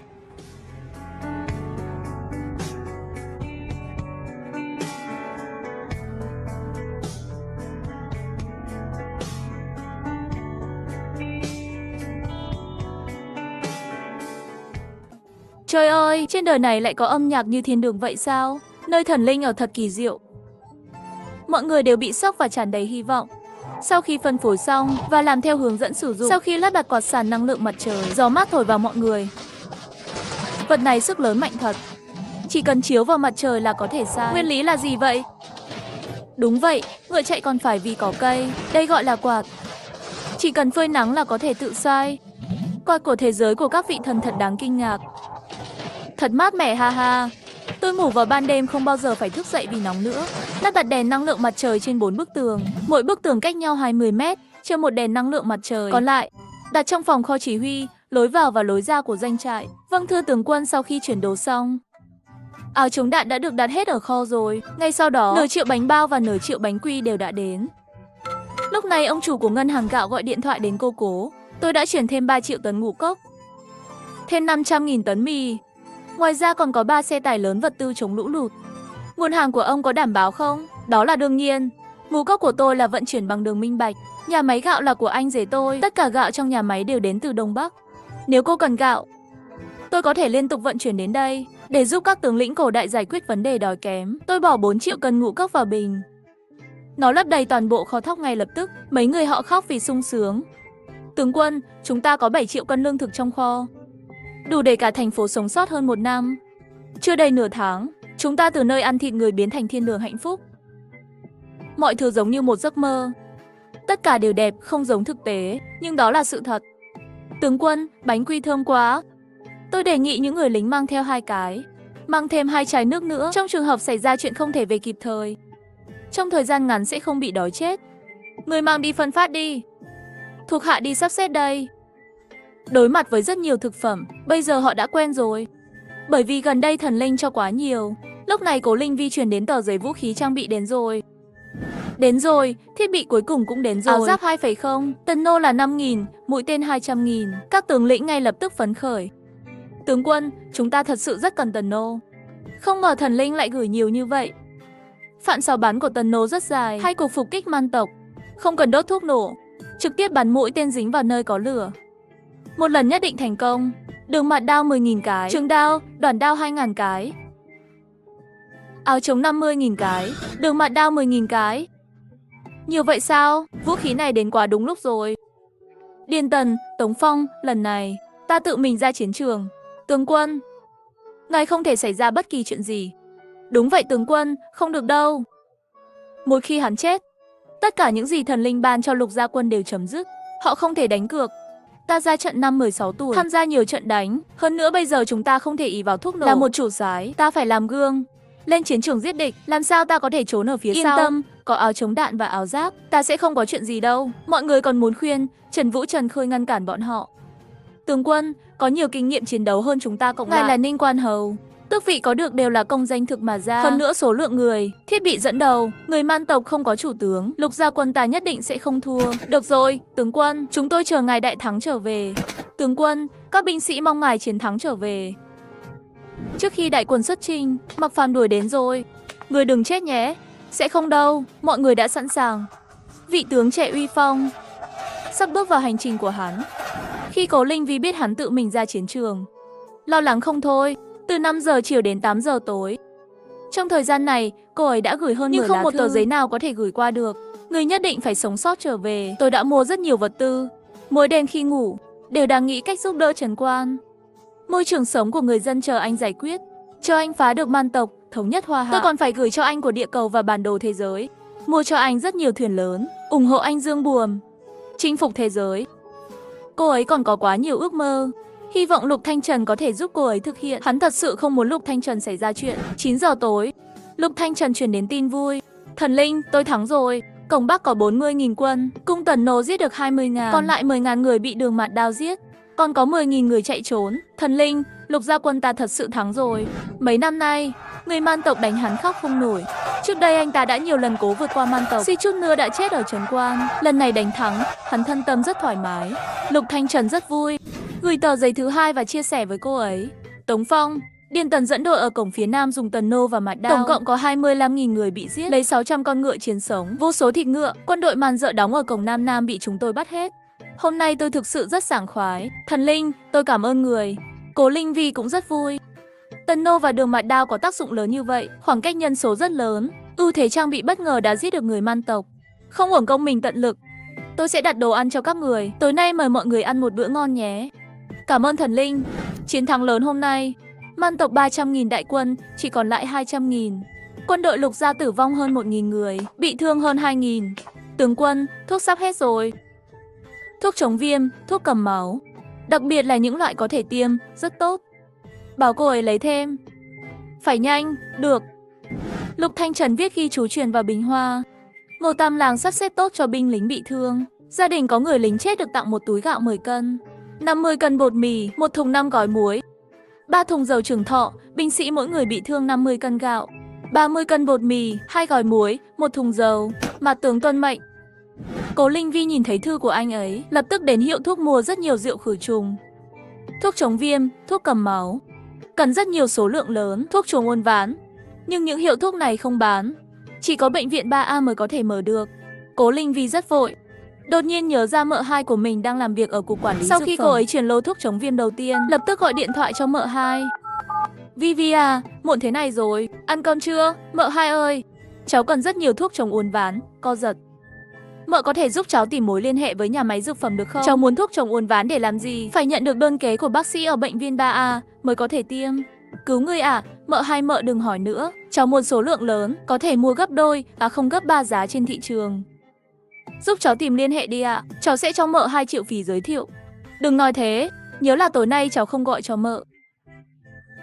Mợ hai cúp điện thoại rồi. Cô ấy hơi nản lòng. Đột nhiên cô ấy nhận được tin nhắn từ một số lạ.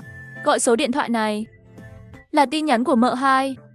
Cô ấy lập tức gọi điện thoại, cuối cùng với giá gấp 4 lần. Mua rất nhiều penicillin, thuốc giảm đau, chống viêm uốn ván, gây mê chỉ cho 2 hộp. Sau đó Cố Linh Vi gửi cho em họ 2 triệu. Bảo nói chuyện cho mợ. Ghi chú là cháu gái hiếu thảo với mợ. Sau khi hàng đến, cô ấy đóng gói và gửi tất cả. Penicillin, thuốc cảm lạnh và hướng dẫn. Lời nhắc làm theo hướng dẫn sử dụng là được. Đầu tiên tôi ném cái bình xuống biển. Ai biết bờ sông khô hạn nhiều năm, đột nhiên trời đổ mưa. Sau đó tôi ném đá viên vào bình hoa. Gần như mùa hè nóng nực trở nên lạnh lẽo ngay lập tức. Khi các tướng lĩnh cổ đại nghi ngờ, tôi ném một lá thư vào bình hoa. Tôi đã ném cái bình xuống biển rồi. Nước có thể dùng vô hạn. Ngoài ra tôi mua thịt lợn và một xe đá. Anh đào một cái hố và cho thịt và đá vào. Như vậy nhiệt độ cao hơn nữa cũng có thể bảo quản thêm vài ngày nữa. Lập tức cho người đi đào một cái hố lớn, đặt vải dầu lên, sắp có thịt lợn tươi và đá viên. Trần Vũ vui mừng vô cùng. Đây là thịt heo rồi. Phải biết rằng trong những năm đói kém, mọi người đều ăn vỏ cây. Mà họ vậy mà lại có thịt lợn để ăn. Mà tướng lĩnh mạnh. Lúc này Mạc Phàm lấy ra một lá thư mật. Lục Thanh Trần nhìn thấy trên đó có ký hiệu quả Thái hậu. Bức thư mật này là cho người đó. Đúng vậy, nhưng người cũng nên xem đi. Tin tức Lục gia quân chiến thắng đã truyền về kinh thành. Nhanh như vậy sao? Có chim ưng bay, được huấn luyện bay vừa cao lại vừa nhanh. Cả đêm bay về kinh thành là có thể đến được. Nội dung thư là triều đình biết Trấn Quan có lương thực, nước. Bây giờ mật lệnh cho tướng Từ Hoài cách đó 200-300 dặm, dẫn theo 100.000 người ngựa đi tiếp quản Trấn Quan, bao gồm cả người dân trong thành, quân đội và tất cả vật tư. Lão tử liên tiếp gửi 3 lá cứu viện cho Từ Hoài. Hắn nhìn cũng không thèm nhìn, giờ chúng ta đã thắng. Trong thành có nước có lương thực, hắn lại đến tiếp quản, lấy đi công lao của chúng ta. Dựa vào đâu chứ? Triều đình không hài lòng với Lục gia quân nhiều năm, Từ Hoài bọn họ chỉ nghĩ đến lợi ích. Ta nghĩ hắn sẽ không tiếp quản thành công trấn quan, cho nên mới báo tin cho ngươi. Ngươi hãy chuẩn bị đi. 200-300 dặm, tối đa hơn 10 ngày là có thể đến đây. Hắn nói tiếp quản thì tiếp quản, hắn là cái thứ gì chứ? Mạc Phàm lại lấy ra mật lệnh giao cho Trần Khôi. Bệ hạ gửi cho hai huynh đệ Trần Thị các người một bức mật hàm. Trần Khôi nhìn qua. Tướng quân, hoàng đế ra lệnh cho hai anh em tôi âm thầm giết người. Làm sao đây? Hắn hiện tại trong dân chúng uy tín rất cao. Triều đình muốn cướp đoạt binh quyền của hắn. Giết rồi nhanh chóng hạ cấp. Tướng quân, tôi và Trần Vũ đối với người không hài lòng. Càng không thể nào giết chết người. Nếu không phải người tặng nước và thức ăn thông qua các vị thần, tôi em rằng chúng tôi và toàn bộ dân chúng trong thành đều đã chết cả rồi. Trần Khôi lập tức xé lá thư mật ra. Tiểu thế tử, bức mật hàm này bản tướng quân chưa từng xem qua. Không phải việc của ta cũng không thấy. Lục Thanh Tần bất đắc dĩ nói sẽ có bức mật hàm thứ hai. Trốn tránh không phải là cách. Nói đến đây, Trần Khôi kéo Lục Thanh Trần vào góc nhỏ, thì thầm tướng quân. Nếu không chúng ta phản đi, bắt đầu từ Từ Hoài trước đi. Người xem người có thần linh toàn lực ủng hộ. Con cần xem sắc mặt của tiểu hoàng đế sao? Con phải để Tô Thừa Tướng trấn áp sao? Tôi từ lâu đã thấy lão già đó không vừa mắt rồi. Giết chết Từ Hoài, sau đó thì sao? Giải quyết man tộc trước. Chúng ta đánh đến kinh thành, đem chúng đi giết hết không giữ lại ai cả. Em là không được. Tại sao không? Tiểu hoàng đế mật lệnh tôi và Trần Vũ giết người. Hai anh em chúng tôi không động thủ. Chết thì chúng ta cùng chết. Chúng ta cùng nhau liên thủ. Quân đội của Sở Quốc và Tề Quốc cách biên giới 150 dặm. Có thể đến gần trấn quan bất cứ lúc nào. Hai nước này thật sự muốn tấn công chúng ta sao? Trần Khôi chỉ biết là hoàng đế nước Tề chiêu mộ Lục Thanh Trần, nhưng không ngờ còn muốn giết Lục Thanh Trần. Họ muốn phân chia khởi quốc. Chỉ cần trấn quan thất thủ sẽ cùng nhau liên thủ với man tộc, chiếm lĩnh kinh thành, phân chia lãnh thổ đại khởi. Hiện người man tộc vẫn chưa giúp quân. Đại Sở đến Đại Tề như hồ đang rình mồi, muốn đấu ngoại thì phải an biến binh lính của Từ Hoài thành người của mình. Trần Khôi ngưng một lúc rồi nói, những người này theo Từ Hoài 20 năm, có thể thu nhận và làm việc cho chúng ta sao? Từ Hoài suy cho cùng là tới cướp binh quyền, hắn chưa chắc sẽ nghe lời người đâu. Ta có thức ăn và nước uống, hay là tôi và Trần Vũ giết Từ Hoài? Không cần, họ đã đói hơn nửa năm rồi. Biết nên theo ai mới có thể ăn no. Được rồi, thuộc hạ lo lắng quá rồi. Mạc Phàm đứng sau hai người nghe hết. Quân sư Tràng Lương cũng đề nghị áp dụng chính sách ôn hòa. Tướng quân, người lính bên dưới Từ Hoài, người định thu nhận như thế nào? Lục Thanh Trần suy tư một lát sáp nhập vào đội hình Lục gia quân. Tính như binh lính cũ, mỗi người mỗi tháng 10 cân gạo, 5 cân bột mì, 5 gói muối, 1 thùng dầu, đủ nước uống. Ha ha, vậy thì tốt quá.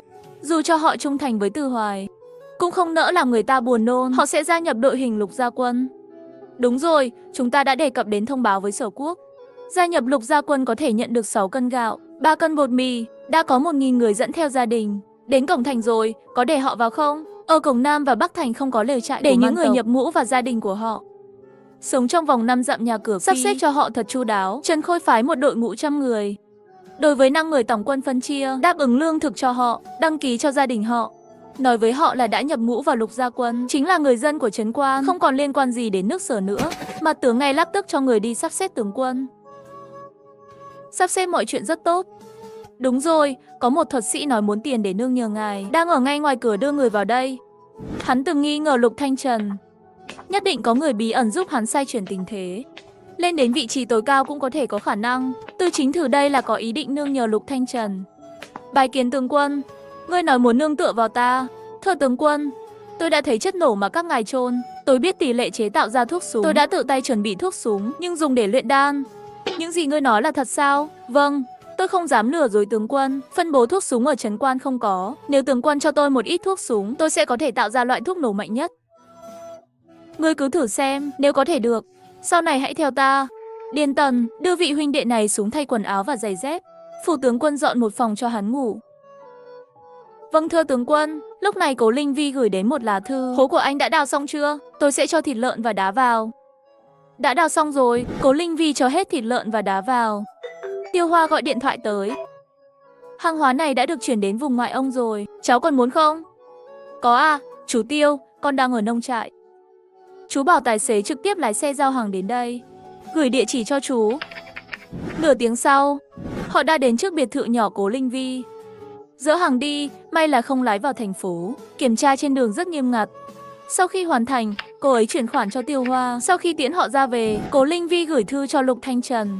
Thuốc nổ đến rồi, nửa tiếng nữa tôi sẽ gửi đến. Lúc này Lục Thanh Trần và một nhóm tướng sĩ đang họp. Tướng quân, quân đội nước Tề cách trấn quan thậm chí còn gần hơn cả Man quân. Quân đội hai nước cũng thông đồng với nhau. Họ đã sẵn sàng hợp tác, giết Lục Thanh Trần, nuốt chửng Trấn Quan. Mà lúc này thuốc nổ của Cố Linh Vi đến quá kịp thời rồi. Thuốc nổ của thần linh đến quá kịp thời. Như thể biết chúng ta cần gì thì gửi cái đó vậy. Với lô thuốc nổ này, chúng ta có thể chống lại quân đội hai nước Sở đến Man rồi. Lục Thanh Trần lắc đầu, số người chênh lệch quá lớn. Toàn bộ dân chúng có thể tổng quân đều gia nhập quân đội chỉ có 48.000 người. Đối đầu nước Tề, Sở và Man tộc 550.000 quân. Cho dù chúng ta dẫn đầu về binh khí, cũng sẽ rất khó kéo theo người của Từ Hoài 100.000 người. Có lẽ còn có chút sức mạnh của cuộc chiến. Tướng quân, chúng ta hãy cầu xin các vị thần ban cho chúng ta trang bị và vũ khí đi. Như vậy còn cần mua gấp 10 lần mới đủ. Tất nhiên càng nhiều càng tốt. Các cấp dưới từng đôi mắt tràn đầy hy vọng. Nhìn Lục Thanh Trần, hắn lại hỏi lại, các ngươi có biết các vị thần đặt rất nhiều thức ăn và vũ khí, cần bao nhiêu ngân lương không? Giao dịch công bằng với các vị thần nên chủ động đưa tiền, thay vì cứ yêu cầu. Lời nói của Lục Thanh Trần làm các vị tướng sĩ thấy thật xấu hổ. Tướng quân, tôi trở về nhà, về rồi sẽ quay lại.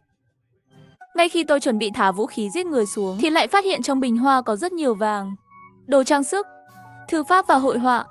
Ánh sáng vàng đẹp quá. Bức tranh cổ, đàn này chắc rất quý giá rồi. Giàu rồi, giàu rồi. Lúc này cô ấy mới nhìn thấy lá thư lớn của Lục Thanh Trần. Số tiền này xin tặng người, xin thần linh ban thêm vũ khí và trang thiết bị.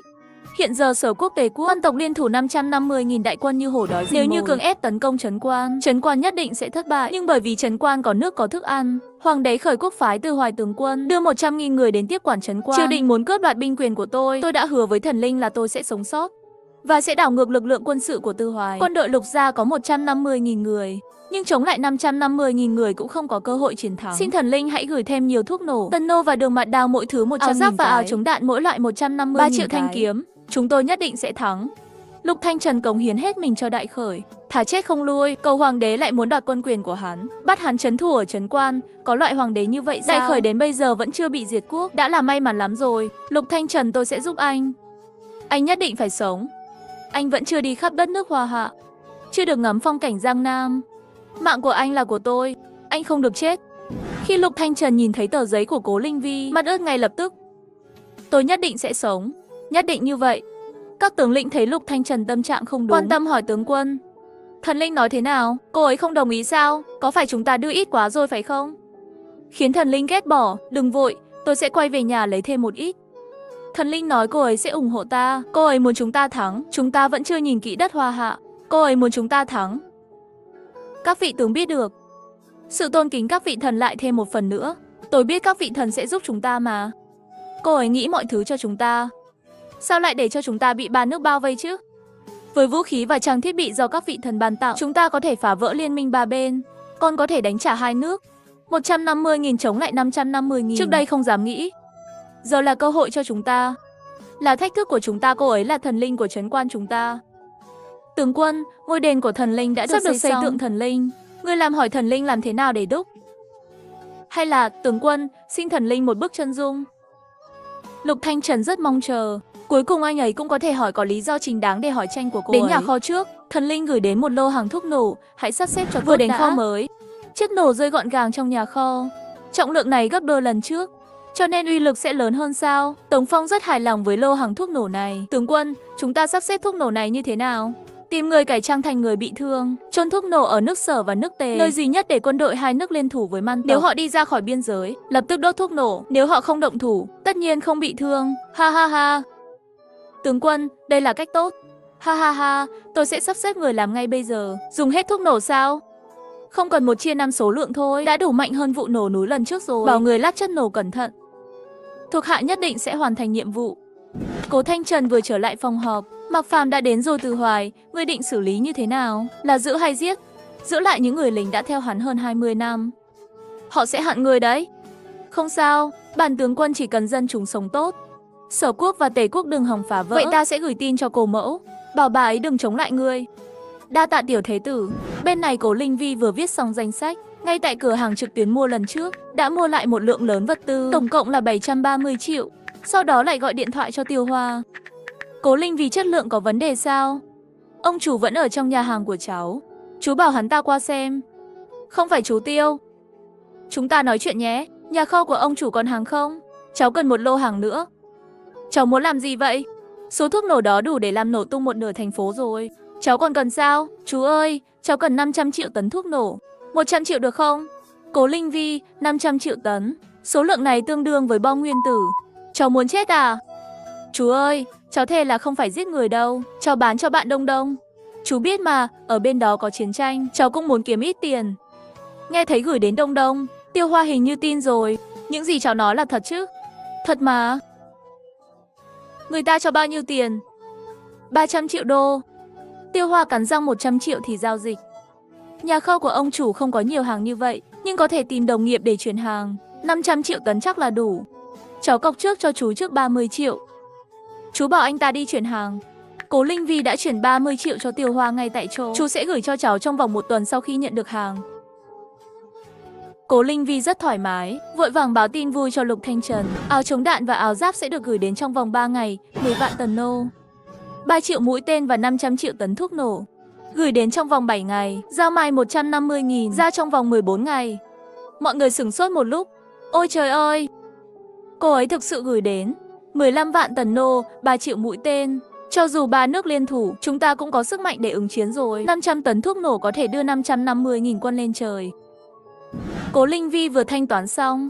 Lần mua sắm thiết bị này, tổng cộng chi hơn 8 tỷ đồng. Lần trước tốn 400 triệu. Thu nhập từ đồ cổ tổng cộng 1,3 tỷ đồng. Bây giờ còn lại 100 triệu. Chút tiền này vốn không đủ đâu. Cố Linh Vi đột nhiên nhớ tới 3 bình rượu lần trước. Bèn đem bình rượu, đi tìm ông chủ. Đẹp quá. Bình rượu này và 2 chai rượu là một bộ phải không?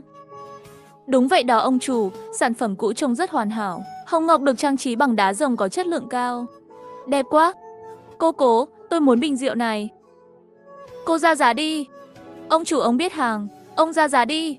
Thích hợp tôi sẽ bán, không thích hợp, tôi sẽ tham khảo vậy. Nghe được lời này, Mộc lão trong lòng biết rõ, 600 triệu thì sao, nếu cô có bình sứ dùng cho dân thường ở khởi quốc.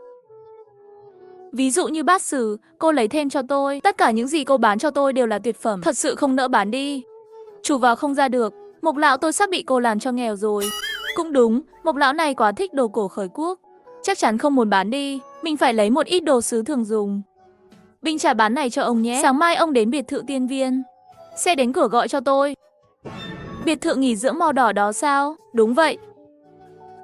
Ngày mai 8 giờ sáng tôi sẽ đến tìm cô. Mang thêm tiền nhé. 600 triệu là không đủ đâu. Mục lão nghe được lời này, liền hiểu ngay lập tức. Cứ như vậy đi nhé. Sau khi về đến nhà, Cố Linh Vi tìm được mấy món đồ sứ. Cô ấy gửi một tờ giấy Lục Thanh Trần. Tôi tặng anh mấy bộ đĩa sứ. Anh đem bát sứ, bình sứ và đĩa sứ mà người dân sử dụng, đổi hết lại cho tôi. Sau đó liền đem hết đồ sứ gửi qua hết. Trong đình nghị sự, mọi người đang có tâm trạng tốt, đang thương lượng việc giáng một đòn nặng nề cho người Man tộc. Đột nhiên tờ giấy và bộ đồ sứ cổ rơi xuống. Mọi người đều bị thu hút bởi đồ sứ đó. Mặc Phàm nhìn kỹ lại. Kỳ lạ quá, tất cả mọi người đều biết. Mặc Phàm đã thấy rất nhiều thứ kỳ lạ. Nếu đã nói là sứ tốt thì chắc chắn là đồ sứ tốt rồi. Thần linh tặng mấy bộ đồ sứ đến. Cô ấy muốn bát sứ và đĩa sứ mà người dân thường sử dụng. Đối với những thứ cô ấy gửi đến, thần linh cần nhiều đồ sứ như vậy làm gì? Sau đó Mạc Phàm trực tiếp dành 2 hàng đĩa đưa cho Giang Nguyên. Người đến thử xem, hai chồng này có bao nhiêu đồ sứ. Từ trong phủ lấy ra bát sứ, đĩa sứ bấy nhiêu đưa đến đây. Các vị tướng quân trực tiếp trừng mắt. Tên tiểu tử này chiếm 2 chồng đĩa rồi, đưa đồ sứ vô giá trị cho các vị thần. Thật không biết xấu hổ. Lục Thanh Trần nói với Điền Tần, đem tất cả đồ sứ của nhà thôn dân đến đây. Đồ sứ của phủ tướng quân đều lấy đến hết rồi. Ở nhà sẽ không còn bát đũa nữa đâu. Điền Tần tự chủ động lấy một hộp đồ sứ. Tiếp theo Trần Khôi Thần Vũ trực tiếp lấy đi 2 hộp còn lại. Cả hai bên đều cảm thấy mình đang được lợi. Tôi dùng 5 bộ bát đĩa cùng tướng quân cổ đại, đổi hơn 800 bát sứ thời xưa. Cả hai bên đều cảm thấy mình đều được lợi. Hôm sau, Mục lão sớm đã cùng phó giám đốc Trương đến rồi. Nhìn thấy 20 cái bát sứ kích động không ngừng. 20 bát sứ này trông thật hoàn hảo. Mỗi cái bán ra đều trị giá đến hàng trăm triệu. Bảo quản quá hoàn hảo rồi. Ông xem đấy, bác còn có con dấu của gia tộc nữa. Hóa ra là thời kỳ đại khởi, đã bắt đầu dùng con dấu để phân biệt quý tộc và dân thường rồi. Cố Linh Vi trong tay cầm một miếng vàng đưa cho Mộc lão. Ông xem giá trị như thế nào? Mộc lão thấy miếng vàng này là do quan phủ rèn ra, thưởng cho một vị tướng nào đó, càng vui mừng hơn. Bánh vàng, hóa ra trong thời đại đó, vua cũng có thể ban thưởng cho các cận thần, tướng quân. Miếng bánh vàng này quá quan trọng rồi, nếu có thể phát hiện hàm lượng vàng trong bánh vàng thì càng tốt rồi. Cô Cố, tôi muốn nó. Cô cho cái giá đi. Ông cứ nhìn rồi cho. Mê mâng, 200 triệu vạn có được không? Nghe thấy Mục lão ra giá, phó giám đốc Trương không ngồi được nữa, để tôi xem thử. Đây là bánh vàng của vua nước Đại Khởi tặng cho một tướng quân họ Vũ. Cô, miếng vàng này tôi muốn. Cô gái, tôi trả 300 triệu. 400 triệu, đây vốn là cô để cho tôi mà. Ông không biết xấu hổ à? 650 triệu, ông không thể nâng nữa. Đã vượt quá giá trị vốn có của bánh vàng này rồi. Còn nâng giá nữa, tôi sẽ kiện ông phá giá. Thôi đi, nhường cho ông, còn mấy món đồ sứ ông đừng cướp với tôi. Biết vậy đã không gọi cho ông rồi. Chỉ biết gây rắc rối. 650 triệu, cô cố nghĩ sao? Cố Linh Vi không ngờ, thứ này có thể bán được với giá cao như vậy. Ông thấy đúng, thì tôi sẽ bán cho ông. Phó giám đốc Trương vui mừng nhận chiếc bánh vàng. Ấm trà này, ông đừng giành với tôi nữa. Tôi và cô đã thương lượng giá cả hết rồi. Không được. Ấm trà và bình trà là một bộ, được sử dụng như báu vật của trấn quan. Ông ra giá bao nhiêu, tôi sẽ thêm 20 triệu nữa. Mộc lão bị hắn chọc tức muốn chết, sớm biết thế này đã không mang ông đến thì sẽ không bị cướp hàng. Phó giám đốc Trương lấy đi bánh vàng và bình rượu, tổng cộng 1,25 tỷ. Hắn lập tức chuyển tiền cho Cố Linh Vi. Cố Linh Vi rất hào phóng giám đốc, ông chọn 2 cái bát sứ, xem như là mua một tặng một cho ông. Ha, điều đó làm phó giám đốc Trương vui mừng cười lớn. Còn lại 18 đĩa. Mộc lão lấy cả 1 tỷ 80 triệu. Tổng thu nhập hôm nay là 2,33 tỷ. Trấn quan Lục Thanh Trần nhìn thấy nước trong giếng nước sắp đầy rồi, rất vui mừng. Tướng quân, Tống Phong đưa tin tới. Họ đi suốt đêm đến biên giới. Lục Thanh Trần rất bất ngờ không cưỡi ngựa. Thuyền nhỏ thôi mà nhanh thế sao? Tống Phong trên đường bắt được mấy con ngựa quân đội Mãn tộc bị dọa bỏ chạy, giúp kéo xe vì nước và thức ăn. Vì vậy mới nhanh tới. Hãy để họ chôn chất nổ ở biên giới giữa hai nước Sở đến. Sau khi chôn xong, cho người ở bên và để mắt đến họ bất cứ lúc nào. Nhớ kỹ, nếu chúng dám vượt sang biên giới, lập tức cho nổ. Vâng thưa tướng quân, tôi lập tức gửi tin tức cho Tống Phong ngay. Tướng quân, hôm nay chúng ta đánh một trận đi. Các anh em đều muốn trồng chút lương thực cho gia đình. Cổng Nam đến Bắc Man tộc chạy rồi, không dám đóng quân. Vậy chúng ta đánh cổng Tây, tiêu diệt hết bọn chúng. Chúng đã rút khỏi cổng Tây hơn 200 dặm rồi. Đêm đó ta đã tiêu diệt hang ổ của bọn chúng. Muốn đánh, ngựa chiến chủ lực đều ở phía Tây. Vậy chúng ta phải có rất nhiều ngựa, tìm cách đưa ngựa ra ngoài. Tôi không ngờ thứ chúng ta cần nhất bây giờ là chiến mã. Tướng quân, tối nay tôi sẽ dẫn người đi cướp ngựa chiến của quân Man tộc về. Cổng Tây tùy ý dẫn mấy người quấy rối. Chúng ta chủ yếu là kiếm thêm quân mã, gọi mọi người đến đình nghị sự sắp xếp. Lục Thanh Trần vừa nói xong, nước cũng vừa dừng lại, giếng nước được lấp đầy. Lục Thanh Trần vừa đến đình nghị sự, một tờ giấy đã rơi xuống. Tôi đã mua 30 món đồ sứ và đồ đựng đồ ăn, đã giao hàng đến rồi. Anh bảo 10 vị tướng đem đồ sứ của phủ họ đưa hết cho tôi đổi với họ. Trong khoảnh khắc tiếp theo, 30 hộp đồ sứ rơi gọn gàng trên bàn. Mọi người lấy hết đồ sứ ở nhà ra, trao đổi với các vị thần. Mọi người nghĩ đến đồ sứ bụi bặm ở nhà, lại nhìn vào đồ sứ cổ sáng và đẹp của các vị thần, đều cảm thấy là mình được lợi rồi. Rất nhanh họ đã đem hơn 2.000 đồ sứ đưa hết qua. Lục Thanh Trần, Trần Khôi và Trần Vũ tối nay quấy rối cổng Tây, đồng thời để quân chủ lực đột nhập vào quân Man tộc trộm chiến mã. Trần Vũ dẫn theo hơn 1.000 con ngựa của quân Man tộc trở về nguyên vẹn. Ngô Tam Lang cho người chăn ngựa đồ ăn để bọn họ hoàn toàn biến thành quân mã của Lục gia quân. Vâng thưa tướng quân. Lúc này, Trần Khôi mang về 3.000 con ngựa. Tối nay thu hoạch tổng cộng 4.000 con ngựa. Tất cả binh sĩ tham gia trận chiến, mỗi người thưởng một túi gạo 100 cân, một túi bột mì 50 cân. Tối nay không ai bị thương, nhưng thu được rất nhiều, mọi người đều rất vui mừng. Ngày hôm nay, lúc này tổng cộng có được 4.000 con ngựa chiến, không bị một binh một tốt nào cả. Giỏi quá, thần linh ngôi đền của các vị thần đã được xây dựng xong. Nghệ nhân sắp xây dựng tương người, cần một bức chân dung để làm mặt. Thần linh có thể chọn một bức họa, gửi một cái đến đây không? Chân dung, xây dựng đền thờ. Lục Thanh Trần làm thật đấy à? Nhưng tôi vốn không phải là thần linh, tôi là người sống. Việc xây dựng một ngôi đền có phải quá khoa trương rồi không? Nếu không các người xây miếu Bồ Tát đi. Tôi là người sống vẫn là bỏ đi thôi. Bồ Tát là gì? Cố Linh Vi đột nhiên nhớ tới, thời kỳ này Phật giáo vẫn chưa được du nhập vào trong nước. Ý tôi là tùy ý xây dựng một cái thân hình đi, không cần ảnh của tôi. Tôi là một người sống, để người ta thờ phụng. Cái này không thích hợp cho lắm. Thần linh, ngài đã cứu Lục gia quân và toàn bộ dân chúng. Người xứng đáng là vị thần của chúng tôi. Vẫn xin người gửi đến chân dung. Người thợ đã thúc giục lắm rồi, không thể trì hoãn được nữa. Được rồi, tôi cố chấp với người xưa làm gì? Chờ vài ngày đi, nhà tôi không có ảnh và máy ảnh. Chờ vài ngày tôi sẽ lấy về. Vậy tôi sẽ để thợ chờ người. Hôm nay thu hoạch 4.000 con ngựa. Cỏ cho ngựa có phải không đủ không? Đúng vậy, tôi đang muốn nói chuyện này với người. Không sao đâu, ngày mai tôi sẽ nhờ người vận chuyển 2 chiếc xe đến đây. Cố Linh Vi lập tức đặt hàng mấy xe cỏ lớn. Lần này cô ấy có một giấc mơ kỳ lạ, mơ thấy Lục Thanh Trần chết ở chính quan. Anh ấy chết rồi, cô ấy sợ đến mức nhanh chóng gửi thư cho anh ấy. Anh sao rồi? Tôi mơ thấy anh chết rồi. Anh mau trả lời tôi. Lục Thanh Trần, tôi không cho phép anh chết. Nghe không? Mau trả lời đi, cô ấy đã đợi rất lâu. Vẫn không đợi được Lục Thanh Trần trả lời không? Tôi cố gắng lâu như vậy, Không nên là kết quả như vậy. Giấc mơ của Cố Linh Vi không sai. Tối nay, hai nước Sở đến Tề chọn con đường không có thuốc nổ, tấn công đến trấn quan. Tống Phong thấy tình hình có vẻ không đúng lắm. Ban đêm lẻ vào doanh trại nước Sở. Lúc này doanh trại đã trống rỗng. Chúng ta bị chơi rồi. Tổng tướng quân, vậy bây giờ phải làm sao? Lập tức cho chim truyền tin cho đại tướng quân, nói Sở Quốc đã lên đường đi trấn quan, toàn quân phòng bị. Vậy chúng ta có cần khẩn trương quay lại không? Không kịp rồi, chúng ta đã đặt thuốc nổ trên đường rút lui của chúng.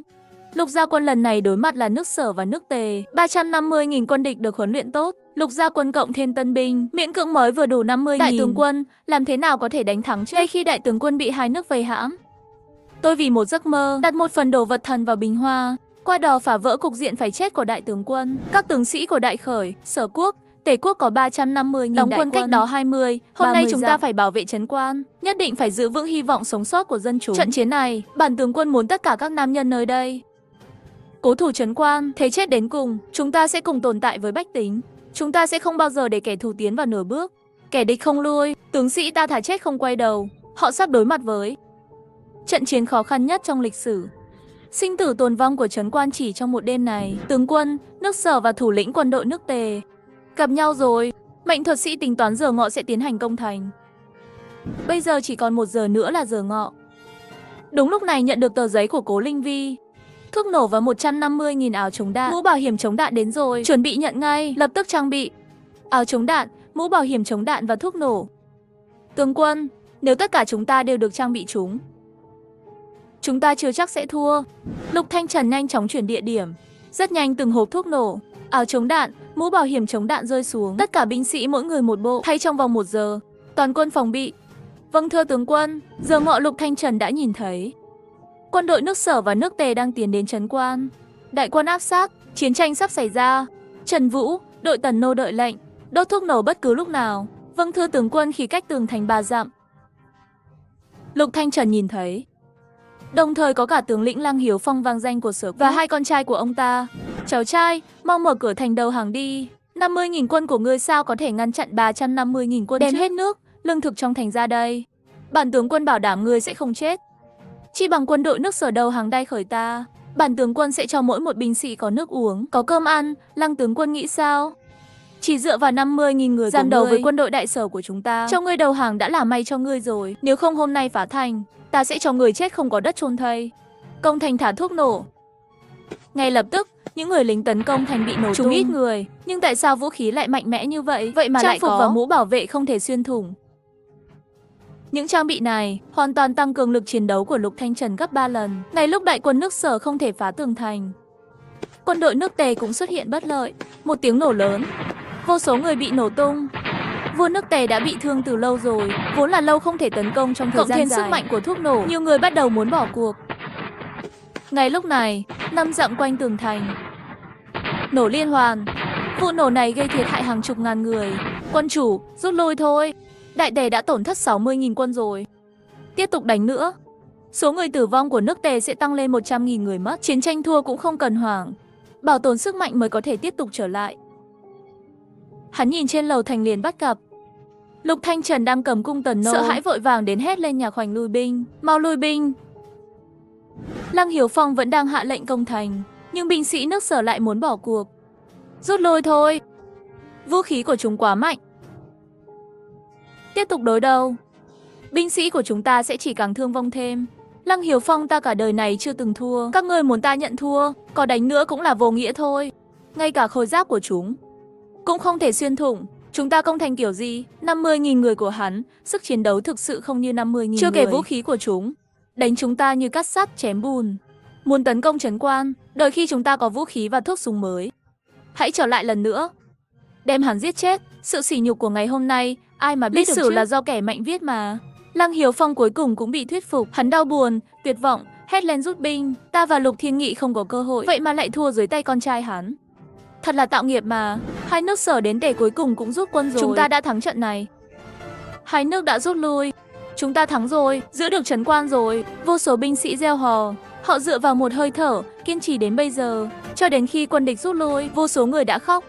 Thủ thành thành công, mỗi người thưởng 2 túi gạo, 1 túi bột mì. Chiến sĩ chết, gia đình thưởng 4 túi gạo, 2 túi bột mì. Lập tức làm theo. Mặt tướng tuân lệnh. Bây giờ dọn dẹp chiến trường, lấy vũ khí, vật tư, cởi áo giáp ra. Quân ta bị trúng thuốc nổ, xây dựng lăng mộ, viết danh tính, lễ hội thanh minh hàng năm tưởng nhớ. Quân địch bị trúng nổ, đào hố và thiêu. Vâng thưa tướng quân. Cố Linh Vi đợi đến 10 giờ tối, nhịn không được viết thư cho Lục Thanh Trần tiếp. Sao rồi? Thua hay thắng? Trấn quan bị phá rồi sao? Sao không trả lời tin nhắn của tôi? Lục Thanh Trần, anh đã hứa với tôi là sẽ sống mà. Anh nhất định phải sống, không được chết. Lục Thanh Trần thay áo giáp dính đầy máu, nhanh chóng đi vào lều hội nghị. Xung quanh cái bình đầy thư, cô ấy lo lắng cả ngày. Làm thế nào tôi có thể giúp các anh nhất định phải sống sót. Dù có như nào cũng phải trấn thủ được trấn quan, đợi lô vũ khí thứ 2 đến. Cho dù là nước Sở, nước Tề, Man Tộc, các anh cũng có thể thắng. May mắn thay, cuộc tấn công mạnh nhất đã phòng thủ thành công. Thần Linh, Sở Quốc rút quân. Lục gia quân thắng rồi. Ha ha, Lục Thanh Trần thắng rồi. Trấn quan phòng thủ thành công rồi. Tốt quá rồi, Lục Thanh Trần đã thắng trận. Cô ấy hạnh phúc hơn tất cả mọi người. Ha ha, thiếu niên tướng quân mà tôi vất vả nuôi dưỡng. Chống lại sự thay đổi của số phận, đảo ngược số phận chết chóc. Tương lai của anh ấy nhất định sẽ tươi sáng.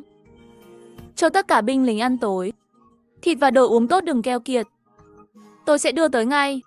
Cô ấy gọi điện thoại cho quản lý biệt thự Tiên Viên Sơn, để nhà bếp xử lý tất cả các nguyên liệu hiện có thành sản phẩm hoàn chỉnh. Gửi đến sau khi làm xong, kéo thêm đồ uống và đồ ăn nhẹ đến biệt thự sau núi. Ngoài ra, tôi còn đặt hàng hơn chục món đồ mang đi, bạn giúp lấy một chút. 1 tiếng sau, Cố Linh Vi lấy 1.300 hộp đồ uống và hơn 200 hộp đồ ăn vặt. Tất cả các loại món xào thịt nướng đã được gửi đi. Cảm ơn thần linh, tôi đại diện cho tất cả binh sĩ và dân chúng. Cảm ơn vì đồ uống và thức ăn. Hãy đi uống một bữa sảng khoái với các tướng sĩ đi. Được, hôm nay Lục gia quân của Đại Khởi Quốc thắng liên quan Sở đến Tề Quốc, chém 60 vạn binh sĩ nước Tề, 40 vạn binh sĩ Sở Quốc, tổng cộng giết 100 vạn. Trấn quan hôm nay là do mọi người cùng nhau bảo vệ. Lục Thanh Trần ta mời các vị tướng sĩ một chén. Mọi người đều uống hết, vui vẻ ăn thịt uống nước, nói cho với nhau nghe hôm nay tôi mạnh mẽ như thế nào. Hắn cầm lấy giấy và bút viết, thần linh, tôi định để gia đình của người lính, tất cả thức ăn người tặng. Chỉ cần bảo vệ trấn quan, phá vỡ ao tường 3 bên sáp nhập của Tề đến Sở đến Man tộc, anh sẽ thành công thôi. Thần linh đã giúp tôi rất nhiều, tôi không biết người muốn gì. Có thể giúp gì cho người không? Không cần, chỉ cần anh bảo vệ trấn quan, để kế hoạch thôn tính của 3 nước Sở đến Tề đến Man tộc thất bại. Sau đó thống nhất Hoa Hạ. Đất Hoa Hạ phân chia đã lâu, hàng trăm năm nay tranh chấp không ngừng, chưa ai từng đưa ra khái niệm thống nhất. Nếu thần linh muốn ta thống nhất Hoa Hạ, mình sẽ cố gắng thực hiện mong muốn của cô ấy. Được ha ha. Lục Thanh Trần đáp ứng rồi. Thần linh à, tôi muốn gặp cô. Nếu có duyên, chúng ta sẽ gặp nhau thôi. Vào thời cổ đại tướng quân bị 2 nước vây hãm, tôi đã cho 30 máy bay không người lái vào Bình Hoa và video hướng dẫn luôn theo dõi chuyển động của kẻ thù. Quá ghê gớm rồi. Góc nhìn đầu tiên của Phi Thiên hóa ra là như thế này. Nhìn ra sông núi, cao nguyên sông băng, còn có thể bay cùng chim. Đây rốt cuộc là cái quái gì thế này? Đây là máy bay không người lái, sau 30 phút bay sẽ mất điện. Có 2 bộ pin mặt trời. Anh tìm người lắp đặt thiết bị lưu trữ điện để làm cho máy bay không người lái sạc tốt hơn. Rất nhanh, Lục Thanh Trần đã học được cách lắp ráp và vận hành. Thân máy bay nhỏ bé đã cất cánh trước mắt mọi người, khiến tất cả mọi người ngơ ngác cả. Trời ơi, nó bay rồi. Thật kỳ diệu quá đi. Thế giới của thần linh mới có thần vật như vậy. Mạc Phàm đến bên cạnh Lục Thanh Trần, nhìn cảnh dưới ống kính máy bay không người lái. Hắn nhìn thấy những người lính đang luyện tập, cũng nhìn thấy các sạp hàng buôn bán của thôn dân. Sau khi máy bay không người lái bay 20 dặm, nhìn thấy chạy nước Sở, vua nước Tề và Lăng Hiếu Phong nước Sở, như đang âm mưu gì đó. Nhưng 2 người có lẽ không đạt được sự đồng thuận, biểu cảm đều rất không vui. Lục Thanh Trần ghi lại vị trí thứ vừa bay ra ngoài, có thể nhìn thấy địa điểm cắm trại và chiến mã của Sở Quốc. Máy bay không người lái có thể tuyệt vời như vậy. Tướng quân, họ không trói ngựa. Quá tốt để trộm rồi. Buổi tối, tôi sẽ mang theo vài con ngựa cột nước và cỏ trên lưng, chạy một vòng trước ngựa chiến của quân Sở, đảm bảo tất cả ngựa sẽ đuổi theo, đảm bảo một lần lấy được hết. Phương pháp này thực sự rất hay. Tướng quân, tôi sẽ đi trộm ngựa chiến. Nếu tối nay có thể kiếm được ngựa, máy bay không người lái này đã có công lớn. Máy bay không người lái này quá tiên tiến, có thể giám sát trại Sở đến Tề bất cứ lúc nào. Nếu bọn chúng không có động tĩnh gì, chúng ta có thể nhanh chóng chuẩn bị. Vật này đúng là thần khí mà. Lục Thanh Trần đã chia cho mỗi vị tướng một chiếc. Mạc Phàm không thể chờ đợi được nữa, liền điều khiển máy bay không người lái bay ra ngoài. Nhìn thấy nơi đóng quân của người Man tộc, đại tướng mới của Man tộc vẫn chưa đến trấn quan. Man binh như chia 5 xẻ 7. Trang Lương đề nghị với Lục Thanh Trần đại tướng quân, xe công thành của Man quân đóng tại cổng Tây. Chúng ta hãy đốt cháy chiếc xe công thành này đi. Nếu không phải quân đội hai nước Sở đến tề như hổ đói rình mồi, Lục Thanh Trần sớm đã muốn xuất quân tiêu diệt toàn bộ quân man tộc. Buổi tối đốt cháy trại của man tộc ở cổng Tây, dùng cung tần nô phối hợp với dâu hỏa do thần binh tặng bắn qua, đốt cháy và nhanh chóng trở về thành để tránh hai nước Sở đến tề tấn công. Thuộc hạ nhận lệnh. Lúc này, Cố Linh Vi truyền đến ghi chú tìm một cái hồ lớn hơn để chứa nước. Ống nước sắp đến rồi. Thần Linh tìm thấy rồi. Trên núi phía nam có một cái hồ. Hồ đã thấy đáy rồi. Nửa tiếng nữa tôi sẽ chuyển ống nước cho em. Gửi thêm nhiều nước uống. Anh tìm người nối ống nước trước. Nước chảy vào khu dân cư và doanh trại. Mọi người tắm rửa, ai cũng có nước dùng. Nước thừa còn có thể trồng trọt.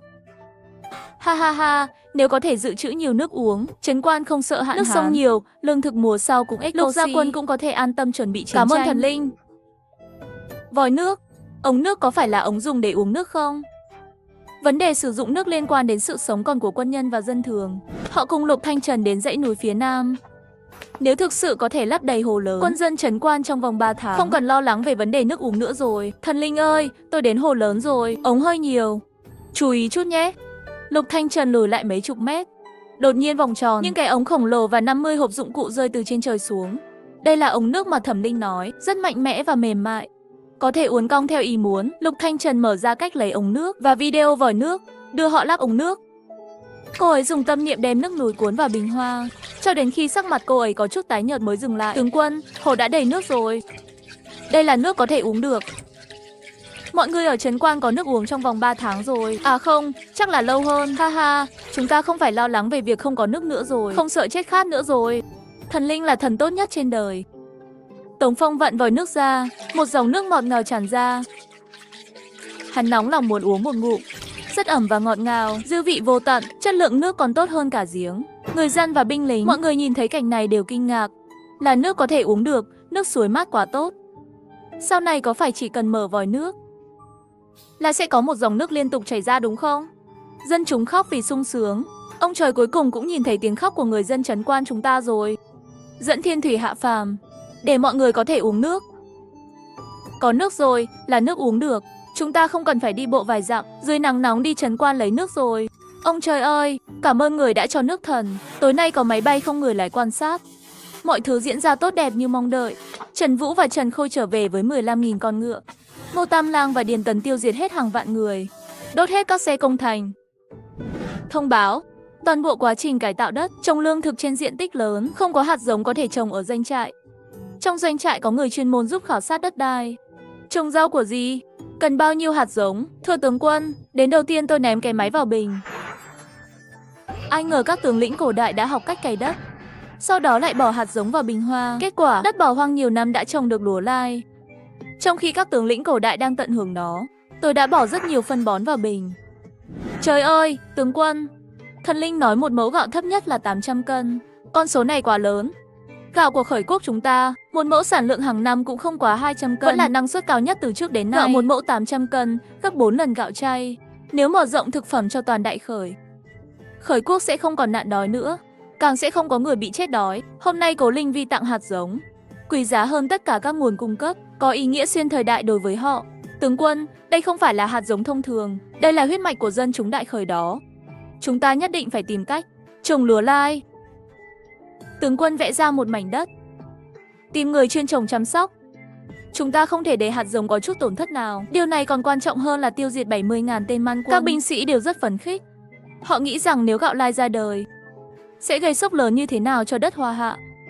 Một nước lớn có thể nuôi sống con dân của 6 nước. Ngô Tam Lang, Điền Tần, các ngươi chuyên trồng lương thực. Khoai tây năng suất cao, khoai lang và ngô đều phải trồng xuống. Ngoài ra, kêu gọi dân giúp gieo hạt, cho họ đãi ngộ 6 cân lương thực, 3 cân bột mì mỗi tháng. Vâng thưa tướng quân, mặt tướng lĩnh mệnh. Lúc này một lá thư đến tìm một chỗ trống. Tôi đã chuẩn bị khởi động máy kiêu, máy kéo, còn có nhiều phân bón hóa học và dụng cụ nông nghiệp. Máy tính bảng có video sử dụng mọi thứ và cách trồng rau. Vừa đọc xong thư, ngay sau đó là máy khử đất và máy kéo. Mọi người đều mong chờ, đồng thời cũng rất thắc mắc vật thể khổng lồ đó là gì. Không phải thần linh, không phải nói tặng nông cụ sao? Nhưng thứ này rốt cuộc là cái gì? Đây chắc là nông cụ mà thần linh nói. Vật này quá lớn hại người. Mọi người đều có lòng kính sợ đối với vật này, nhưng không thể không đến gần. Đại tướng quân, đây là nông cụ của thế giới thần linh.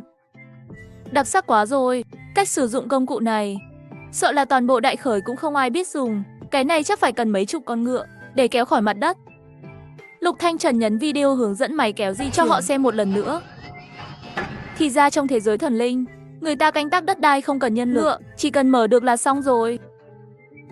Người phát minh ra đồ vật này thực sự rất thông minh. Tôi từng nghĩ xe ba bánh đã là một công cụ tuyệt vời rồi. Chứng kiến máy bay không người lái, máy tính bảng, điện thoại di động, còn năng lượng mặt trời, mới biết thế giới của chúng ta lạc hậu đến mức nào.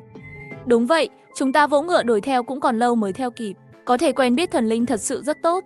Nếu không có cô ấy, em là chúng ta cũng không biết bên ngoài có người giỏi hơn. Trên trời còn có tầng trời cao hơn, chỉ biết mỗi một chỗ. Khi mọi người đang xem với sự thích thú, Mạc Phàm vô cùng phấn khích khi nhìn thấy máy kéo. Video Lục Thanh Trần đem máy kéo di chuyển, gửi cho họ bằng Bluetooth. Mạc Phàm hăng hái là người đàn ông đầu tiên lái máy kéo. Ngay sau đó là rất nhiều cuốc, liềm, cưa. Tổng cộng 10.000 cái từ từ rơi xuống. Tướng quân, thứ này sắc bén, chất lượng hoàn toàn khác với những gì thợ rèn Trấn Quan làm ra. 1.000 cuốc. Mỗi thông số kỹ thuật, trọng lượng và kích thước hoàn toàn giống nhau. Dường như không phải do con người tạo ra, mà là sản xuất hàng loạt tập trung. Thấy rất nhiều thứ kỳ lạ như vậy, họ hiện tại càng mong chờ Cố Linh Vi. Với vẻ đầy tò mò, Cố Linh Vi tiếp tục đổ các loại phân bón hóa học. Ngô Tam Lang, Điền Tần đem tất cả phân bón, công cụ nông nghiệp và hạt giống đều ghi thành danh sách, tất cả để trong một nhà. Nhưng thứ này là tương lai của Đại Khởi Quốc. Chỉ cần có thể trồng lương thực thuận lợi, ta sẽ dâng tấu lên triều đình. Chỉ cần không tiếp tục hạn hán, tối đa 3 năm cả nước đều có thể ăn no. Nếu có đủ lương thực, có thể khiến cho 6 nước khác quy thuận trong hòa bình thì càng tốt. Nếu không chịu quy thuận, thì sẽ chỉ kiếm vào Trung Nguyên, thực hiện lý tưởng thống nhất của các vị thần. Nội tâm của Lục Thanh Trần dâng lên cuồn cuộn. Những thứ này mang theo giấc mơ của hắn và thần linh. Điền Tần, Ngô Tam Lang tìm người học lái máy kéo và máy cày ngay lập tức. Hạt giống và nông cụ sắp xếp người phân phát. Chờ buổi chiều mặt trời không nóng như giờ thì bắt đầu trồng trọt. Vâng thưa tướng quân. Lục Thanh Trần vừa trở lại phòng họp. Lục Thanh Trần, rắc rối của ngươi đến rồi. Vị tướng thiếu niên làm với chiến công hiển hách nơi biên quan, nhưng thứ đang đến không phải là thăng quan tiến chức, mà là một mệnh lệnh tước đoạt quyền lực quân sự. Nội dung mệnh lệnh là thủ soái Lục gia quân Lục Thanh Trần. Lục gia quân có 20 vạn người, tử vong 18 vạn. Đế vương khiển trách là kẻ bất tài. Lấy lại quân Cơ Hưu, giáng chức đại tướng quân. 10 ngày sau, Từ Hoài dẫn 10 vạn người vào trấn quan, tiếp quản chức trách bảo vệ trấn quan, cùng với những người còn lại của Lục gia quân cùng quản lý dân chúng. Lục Thanh Trần nắm chặt thánh chỉ, rõ ràng đã bảo vệ được trấn quan rồi, mọi thứ đang phát triển theo hướng tốt. Tại sao lại giáng chức của ta vào ngay lúc này? Giành quyền lực của ta. Mạc Phàm cảm nhận được ý nghĩ lạnh thấu xương đó, bèn khuyên dân thân đang ở bên ngoài xem như không nhận được, không làm theo là được. Hoàng đế đúng là sống những ngày tháng tốt đẹp lâu quá rồi. Thực sự nghĩ rằng mình đã có quyền lực tối cao thì có thể yên ổn ở vị trí đó mãi sao? Dù sao, bổn thế tử không đồng ý cho người từ chức và trao lại toàn bộ quân quyền. Trần Khôi, Trần Vũ lấy ra 2 đạo mật hàm đưa cho Lục Thanh Trần. Hai người họ hoàn toàn không coi trọng chuyện đó. Trong mắt hai anh em họ, Lục Thanh Trần là nền móng của trấn quan. Hoàng đế có thể đổi người, nhưng Lục Thanh Trần tuyệt đối không thể chết. Tướng quân, nếu như không thể mua chuộc được Từ Hoài, trực tiếp giết hắn, sẵn tiền bổ sung thêm 800.000 người, ngựa, sau đó chỉ tạo phản. Nếu làm như vậy, gia đình của tất cả các chiến sĩ ở kinh thành sẽ bị hoàng đế giết chết. Không đến lúc bất đắc dĩ, họ sẽ không đi con đường nổi loạn này. Cố Linh Vi ở bên này, cuối cùng cũng đợi đến được lô dầu đi sân thứ 2 của sư phụ Hoàng. Sau đó gọi điện thoại cho Tiêu Hoa. Chủ Tiêu, khi nào thì thuốc nổ được gửi đến đây? 500 tấn thuốc nổ đã được nhập vào, tối nay sẽ lên xe, 2 ngày nữa là có thể giao đến. Sau đó, cô ấy liên lạc với ông chủ cửa hàng vũ khí cổ. Ông chủ, bây giờ có bao nhiêu hàng sẵn? Nô sản xuất được 50.000 cái, áo giáp sản xuất được 1 triệu cái, đã làm hơn 3.000 mặt đao. Nhà máy của tôi và các anh em tăng ca ngày đêm, làm ra được 50.000 cái. Theo yêu cầu của cô đều đã làm xong một phần. Vậy ông ngay lập tức gửi đến cho tôi, không cần đợi đến khi đủ 150.000 mới gửi, nếu không sẽ không kịp nữa mất. Được rồi, chiều mai sẽ gửi đến nơi. Sở đến Tề đến Man ở biên giới đều như hổ đói rình mồi, chúng có thể trở lại bất cứ lúc nào. Cố Linh Vi viết một tờ giấy cho Lục Thanh Trần. Tôi có 10 thùng dầu đi sân, chắc là đủ cho 2 chiếc xe nông nghiệp trong một thời gian dài. Dầu đi sân là hàng dễ cháy, đừng để chúng với pháo nổ và rượu. Đặt lại với nhau, tìm một căn nhà nhỏ cách xa chỗ đông người, tìm người trông nom. Ngoài ra, tối mai tôi sẽ gửi một lô hàng vũ khí. Cuối cùng cũng muốn gửi đến rồi, hắn đã chờ đợi rất lâu. 2 ngày nay hắn để Mạc Phàm bay máy bay không người lái, thường xuyên quan sát giữa hai nước, sợ chúng sẽ quay lại. Thần linh, cung lần trước gửi đến đã dùng hết rồi, có thể gửi thêm một lô nữa không? Sao mình lại quên mất cung rồi nhỉ? Tôi lập tức đi mua hàng. Đúng rồi, buổi trưa sẽ mang đến một xe đá, một xe thịt lợn đông lạnh. Chú ý đào hố để đá bên trong cho lạnh. Ngô Tam Lang, cái hố bảo ngươi đào thế nào rồi? Đào 3 cái hố lớn, mỗi hố sâu 1,5 trượng. Một trong số họ chất đầy lương thực rồi. Rất tốt, hôm nay thần linh tặng một xe thịt lợn đông lạnh, một xe đá lạnh. Người chịu trách nhiệm lên danh sách, hàng tồn kho, tiếp quản vật tư. Đây đúng là mông công việc béo bở. Hắn vui vẻ nói vâng thưa tướng quân. Đúng rồi, 2.000 người Sở Quốc đó sắp xếp thế nào rồi? Trong số 2.000 người, có 300 người nhập ngũ, còn lại hơn 1,0 người. Phụ nữ bắt đầu làm áo quân đội. Đàn ông đang đào hố. Mọi người đều tham gia lao động, nhận lương thực. Hiện nay mỗi nhà đều có lương thực, có nước uống.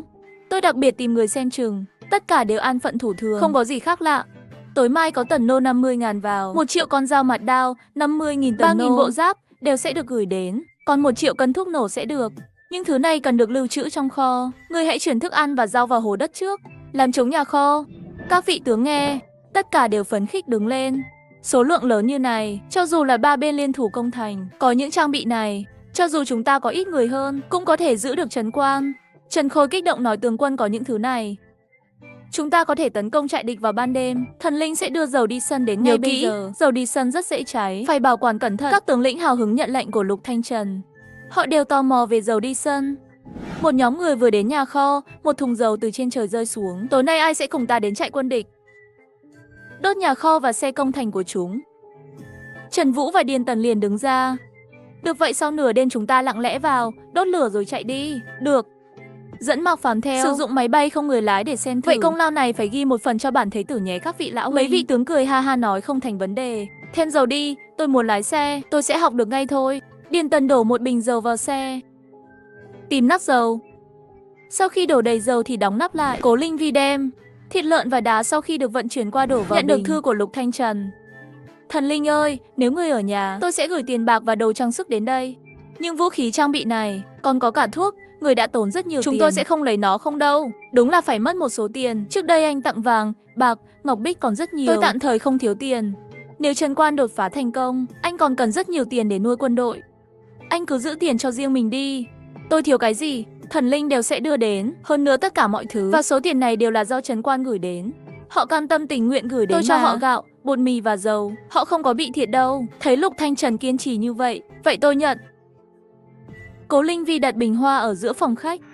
Vô số dương vàng, đồ trang sức, tranh cổ, chữ vẽ từ trên trời rơi xuống. Mẹ ơi, tổng cộng 38 dương ghi, thêm 11 dương ở tầng hầm. Bây giờ mình có tổng cộng 49 dương đồ cổ. Dựa vào những đồ cổ này, mấy kiếp mình đều có thể ăn mặc không lo lắng. Anh gửi quá nhiều rồi, tôi không bán hết được. Đặt trong tầng hầm. Nếu ngày nào anh thiếu tiền, nói cho tôi biết, tôi sẽ gửi lại cho anh. Mục tiêu của chúng ta là đạt được đại thống nhất. Có rất nhiều chuyện cần tiêu tiền, tôi sẽ giữ nó anh. Lục Thanh Trần đọc thư hồi lâu, cô ấy chắc là đang rất vui được. Đêm đến, đoàn người Trần Khôi, Trần Tần cùng nhau đi sang lều trại hai nước Sở đến để gây chiến rồi. Đầu tiên họ buộc quả bom vào máy bay không người lái, sau đó điều khiển máy bay không người lái bay đến trại địch, thả bom xuống, nhanh chóng rút lui trước khi kẻ địch phản ứng. Ngay lập tức liên tiếp tiếng nổ vang lên. Quân khởi đến rồi, mau quân khởi đánh đến rồi, quân khởi đánh đến rồi. Lúc này xe công thành và lều trại Sở Quốc và Tề Quốc bị thiêu rụi, khu trại bốc cháy. Mau chóng lên ngựa chạy mau. 100 người cứ như vậy mà bỏ hoàng đế bỏ chạy. Thiên hạ hạn hán không có nước tưới dập, lửa càng cháy càng lớn. Ha ha, thật là sảng khoái mà. Chỉ mới 1 tháng trước, chúng ta còn bị người Man tộc bao vây ở trong thành đánh như cháo trai chúng, chết là cái chắc. Bây giờ bên ngoài có hàng trăm ngàn người, nhưng lại không có cách nào làm gì được chúng ta. Thật sảng khoái luôn. Tất cả những thay đổi này chỉ vì họ gặp được vị thần ở 2.000 năm sau, hỗ trợ vật tư để họ có sức mạnh chiến đấu với liên minh 3 bên. Thưởng cho binh lĩnh 1 chầu no nê, mọi người cùng nhau ngồi lại uống cho thỏa thích. Lục Thanh Trần cầm bút viết xuống tối nay nửa đêm. Trần Khôi, Trần Vũ, Điền Tần, Mạc Phàm ban đêm tấn công doanh trại Sở Kỳ, đốt lửa lều trại của địch, làm chúng chạy tán loạn. Hôm nay toàn thắng, không có thương vong. Anh ấy bỏ tờ giấy xuống bình hoa. Ngày hôm sau, hàng vạn bách tính trấn quan xem. Cháu trai của Thái hậu Mạc Phàm lái một con quái vật khổng lồ rời khỏi mặt đất. Nơi này khô cằn, một cuốc đào xuống, cuốc sẽ gãy. Nhưng chiếc xe này đi qua, đất không chỉ bị lật lên mà còn có thể phá vỡ thành hình dạng phân tán. Quá thần kỳ rồi. Còn không phải sao? Sau đó dùng ống nước lấy nước tưới lên đất. Đất đai màu mỡ có thể trồng trọt đã được hình thành rồi. Thấy vậy, dân chúng đều vang ra thành tiếng. Mạc Phàm vẻ mặt rất hài lòng. Người dân bắt đầu trồng trọt trên đất bằng các loại hạt giống của thần linh. Thần linh muốn người nghèo đều được ăn cơm, tất cả đều có đất trồng trọt. 4 biển yên bình, bách tính an cư, mình nhất định sẽ cố gắng hết sức để đạt được điều đó. Lục Thanh Trần đang tưởng tượng tương lai đại nghiệp vĩ đại. Tống Vân Huy vội vàng chạy đến, tướng quân không tốt rồi. Trong thành xuất hiện dịch bệnh rồi. Chuyện gì vậy? Trong thành sao lại có dịch bệnh? Nguồn gốc của dịch bệnh không biết là ở đâu. Sáng nay đã chết 3 người rồi, còn có 50 người nhiễm bệnh. Tôi đã cách ly họ. Tướng quân, đợt dịch này vừa tới nhanh vừa nguy hiểm. Nếu không khống chế được, sẽ sớm lan rộng toàn bộ toàn thành. Bệnh dịch này đến thật bất ngờ. Đêm qua đoàn người Trần Khôi vừa đốt doanh trại của hai quân. Buông sáng đã bạo phát bệnh dịch rồi, thật không khó để liên hệ đến. Hai nước Sở đến Tề đã đầu độc trấn quan. Hà Hồng, trong thành có dịch bệnh truyền nhiễm. Tướng quân, có nghiêm trọng không? Ngươi thông báo cho bách tính trong thành. Không ai được ra ngoài. Mỗi hộ gia đình đều phân phát 10 cân gạo, 5 cân bột mì, 1 túi muối, 2 món rau, 2 cân thịt ngựa, cần nước. Mỗi gia đình cử một người đến xếp hàng trước vòi nước, tìm hiểu xem bệnh dịch đã lây lan như thế nào. Nếu có người cố ý đưa vào thành, tin ra đánh 100 gậy. Thuộc hạ đi làm ngay. Tướng quân, không có thuốc trong quân đội. Ngay cả ngải cứu cũng không còn nữa. Chuyện xảy ra quá gấp gáp, người có thể cầu xin thần linh ban cho ngải cứu không? Nếu có thể có thuốc chữa bệnh dịch, chúng ta sẽ cứu được 100.000 người. Họ nhanh chóng đến trại. Cũng không thấy ghi chú của Cố Linh Vi. Lúc này mặt trời vừa mọc. Tính thời gian, cô ấy chắc vẫn đang nghỉ ngơi. Bệnh dịch khẩn cấp, hắn tìm thấy máy tính bảng, đặt đồng hồ báo thức 5 phút, gửi cùng với tờ giấy truyền qua. Cố Linh Vi ngủ mơ màng, nghe tiếng chuông. Chẳng lẽ là trấn quan xảy ra chuyện gì lớn? Thần linh trấn quan xảy ra bệnh dịch, buổi sáng đã chết 3 người, còn 50 người nhiễm bệnh. Khi bị bệnh toàn thân phát sốt, 2 giờ sau, mạch yếu đi, hơi thở ngắt quãng, 2 giờ nữa. Người thì không còn hơi thở, nhiệt độ thi thể vẫn rất cao. Thần linh có thể có thuốc trị dịch bệnh. Thời xưa phát sinh ôn dịch, đều là người trong thành chết hết. Dân chúng bị phong tỏa trong thành. Bệnh dịch này ở đâu ra vậy? Cố Linh Vi rất vội liên lạc với tiệm thuốc lần trước. Thuốc giảm sốt Amiprozole Esti là mất dạng bột. Tôi muốn 100.000 hộp. Sản phẩm khử trùng, tôi mua 500 thùng. Mặt nạ găng tay, Flow vô trùng y tế. Khử trùng tăm bông, chai treo giảm sốt mua toàn bộ 100 hộp. Đơn hàng này lớn, sắp giàu rồi. Nếu có ngải cứu ở đó, tôi lấy hết. Ngải cứu không có, nhưng tôi có thể chuyển hàng. Cố Linh Vi chuyển tiền đặt cọc cho anh ta. Anh lập tức dự trữ hàng, tôi sẽ lái chiếc xe tải nhỏ qua đó lấy. Có thể chứa bao nhiêu thì đưa lên trước. Phần còn lại tôi sẽ để sư phụ Hoàng giúp vận chuyển. Lục Thanh Trần đang chờ Cố Linh Vi nhắn tin lại. Nhưng qua mấy tiếng đồng hồ vẫn không có tin tức gì của cô ấy. Chỉ 1 giờ thôi. Số người nhiễm bệnh tăng từ 53 lên 100 người. Hiện nay có khoảng 1.000 người. Trấn quan bị bao phủ bởi bệnh dịch đáng sợ. Ngay lúc Lục Thanh Trần đang lo lắng về bệnh dịch, quân lính giám sát binh lính hai nước Sở đến Tề vội vàng tới báo, tướng quân, hai nước Sở đến Tề có hành động. Lục Thanh Trần nhanh chóng đến trên tường thành, nhìn thấy không xa, quân đội hai nước Sở đến Tề đang tiếp cận trấn quan. Quân đội Sở Quốc 15 vạn người, nước Tề 18 vạn người, tổng cộng 33 vạn người. Không phải hôm qua đã phóng hỏa sao? Sao vậy? Hôm nay đã đến trả thù rồi sao? Đến đi, chẳng lẽ lão tử ta sợ các ngươi sao? Bản tướng quân chưa bao giờ thấy kẻ nào vội vã đi đầu thai như vậy. Lăng Hiếu Phong ra lệnh tất cả dừng lại ở bên ngoài. Lục Thanh Trần biết, chúng đang chờ đợi dịch bệnh bùng phát hoàn toàn, sẽ phát động công thành. Lúc này Hà Hồng vội vàng đến báo tướng quân. Đã kiểm tra, là đêm qua đoàn người của tướng quân Trần Khôi, 2 giờ sau khi đánh thắng hai nước trở về, có người ném quần áo từ ngoài tường thành vào, bị dân chúng nhặt đi rồi. 3 người chết là người đã mặc quần áo nhặt được. Phần còn lại người cũng biết rồi.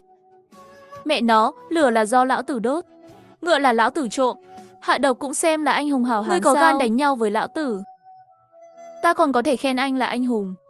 Ta khinh, cái gì mà chiến thần, ngay cả chó heo còn không bằng. Tướng quân, với tốc độ này, trấn quan mấy tiếng nữa sẽ toàn bộ rơi vào tay kẻ thù. Đây không phải là bệnh dịch, mà là hạ độc. Thuốc nổ khi nào đến? Lục Thanh Trần nhìn về phía dưới tường thành đại quân áp sát. Lô vật tư này tối nay tới, Tần Nô và Mạn Đao thì nhưng bây giờ từ khi vũ khí được gửi đến chỉ còn mấy tiếng thôi. Nhưng trong mấy giờ này, hầu hết trấn quan đều đang rất nóng lòng.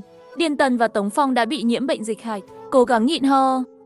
Trần Vũ lo lắng nhìn về phía Lục Thanh Trần tướng quân, vậy sức khỏe của người không sao. Bây giờ vấn đề quan trọng là để quân địch rút lui và giải quyết bệnh dịch. Mặc dù buổi chiều Tần Nô và Mạn Đao sẽ đến, nhưng khi đó còn có bao nhiêu người còn có thể kéo được Tần Nô? Tướng quân, hay là người cầu xin thần linh đi. Nếu thật sự xảy ra chuyện, trấn quan phải làm sao? Người dân phải làm sao? Đúng vậy, bất kể ai bị nhiễm bệnh, cũng không thể người gặp chút chuyện nào. Tôi chỉ vừa bỏ một cái máy kéo vào bình hoa, kết quả bình hoa lại rơi ra 38 dương vàng, rồi tôi ném một hộp thuốc vào bình. Ai ngờ tướng sĩ hôn mê bất tỉnh lại vui mừng sống lại. Tổng quân y vội vàng bắt mạch cho Điền Tần. Sao rồi, có thể chữa được bệnh dịch không? Tướng quân, thuốc này có thể hạ sốt, mặc dù không thể ngăn chặn bệnh dịch, nhưng có thể cứu mạng người. Có thuốc hạ sốt. Bách tính trong thành chúng ta được cứu rồi. Thần linh nói, Amilobuprofen và acetaminophen không thể uống cùng xong không được uống rượu. Ngoài ra, khử trùng toàn bộ quá trình bằng thuốc khử trùng để ngăn chặn sự lan rộng của ôn dịch. Thần linh nói đúng. Trấn Quan bị nhiễm hơn 5.000 người. Ngay cả khi không có ngài cứu, cũng phải khử trùng toàn bộ quá trình một lần. Khử trùng sạch sẽ, nguy cơ nhiễm trùng sẽ nhỏ hơn nhiều. Ha ha, chuyện này giao cho ngươi toàn quyền phụ trách. Phân phát những loại thuốc này cho những bách tính sốt cao. Và quan sát cách ly, mỗi nhà đều phải diệt khuẩn tại chỗ. Khi đi khử trùng phải mặc quần áo bảo hộ. Hắn lấy bộ đồ bảo hộ ra. Vẻ mặt nghiêm túc nói dịch bệnh trong thành giao cho ngươi cả đấy. Tướng quân yên tâm, thuộc hạ nhất định sẽ cố gắng hết sức để kiểm soát dịch bệnh. Đi đi. Hà Hồng phái 1.000 người, khử trùng toàn Trấn Quan. Lục Thanh Trần uống thuốc xong liền ngủ thiếp đi. Man tộc còn 1 tiếng rưỡi nữa là đến Trấn Quan. Binh lính của hai nước Sở đến tề đóng quân ở 3 dặm. Trần Khôi, Trần Vũ, Ngô Tam Lăng đứng trên tường thành. Quan sát dưới tường thành, 55 vạn đại quân đang áp sát. Ha ha cha, người có thấy không? Trấn Quan, bệnh dịch đang lan rộng. Cha ơi, chủ ý này của cha. Bây giờ, chúng ta có thể tấn công Trấn Quan mà không tốn một chút sức nào cả. Nghe nói bên trong lương thực nhiều đến không ăn hết. Nước tràn ngập cả hồ. Đủ cho quân đội nước Sở chúng ta ăn hết nửa năm đó. Nếu chúng ta tiêu diệt được Đai Khởi, tất cả vật tư đều là của nước Sở rồi. Sau đó chiến đấu với các quốc gia nhỏ xung quanh. Thiên hạ ai dám cùng Sở quốc tranh phong. Lăng Hiếu Phong ánh mắt sắc bén nhìn về phía tường thành. Lục Thanh Trần không đứng trên đó, thay thế là Trần Khôi. Lục Thanh Trần hình như bị sốt cao rồi. Ha ha, hai con trai chúng vui mừng khôn xiết. Âm thanh to hơn mấy phần. Cha có thật không? Hai quân giao chiến, chủ soái lâm trận chạy trốn. Đây là điều cấm kỵ đó. Hôm nay chúng ta sẽ tấn công Trấn Quan, cướp hàng ngàn ngựa chiến của ta, đốt cháy trại ta, giết hơn 2.000 người. Ta chiến đấu hơn nhiều năm như này, chưa bao giờ chịu tổn thất lớn như vậy. Lục Thanh Trần, đi chết đi. Hai đứa con trai thấy cha mình mạnh mẽ như vậy, vẻ mặt vui mừng. Cho dù Lục Thanh Trần có mặt đao, có tần nô, thuốc nổ và trang bị thì sao chứ? Cả thành đều chết cả rồi. Còn không phải là hời với Sở quốc chúng ta sao? Ha ha ha ha ha. Hôm nay chúng ta có thể công được Trấn Quan.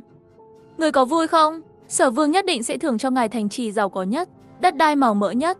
Lăng gia chúng ta từ nay về sau dưới 1 người, trên vạn người. Ha ha ha, các con còn quá trẻ. Biết tại sao cha nhất định phải tấn công Trấn Quan, cho dù tổn thất mấy vạn người. Sở Vương 3 lần ban mật lệnh rút khỏi Trấn Quan đều không rời đi không? Lăng Vân chết ngạc nhiên. Cha, chẳng lẽ người không phải vì cái đầu của tên Lục Thanh Trần sao? Thắng được hắn thì sẽ vượt mặt được Lục Thiên Nghị. Ngu ngốc. Xem quốc vương Tề quốc thông minh như thế nào, tự mình ra tiền tuyến. Tại sao ông ta tới đây? Các người có biết không? Hai đứa con trai lắc đầu. Sao ta lại sinh ra hai người những thứ ngu ngốc như lợn thế này chứ? Đợi phá đợi Trấn Quan mới nói cho các người biết vậy. Trong doanh trại nước Tề sao rồi? Cách của Lăng Hiếu Phong có ổn không? Có tác dụng ạ. Trấn Quan dịch bệnh đã lây lan toàn thành rồi. Tề Tuyên Hằng ánh mắt nhìn về phía quân Sở.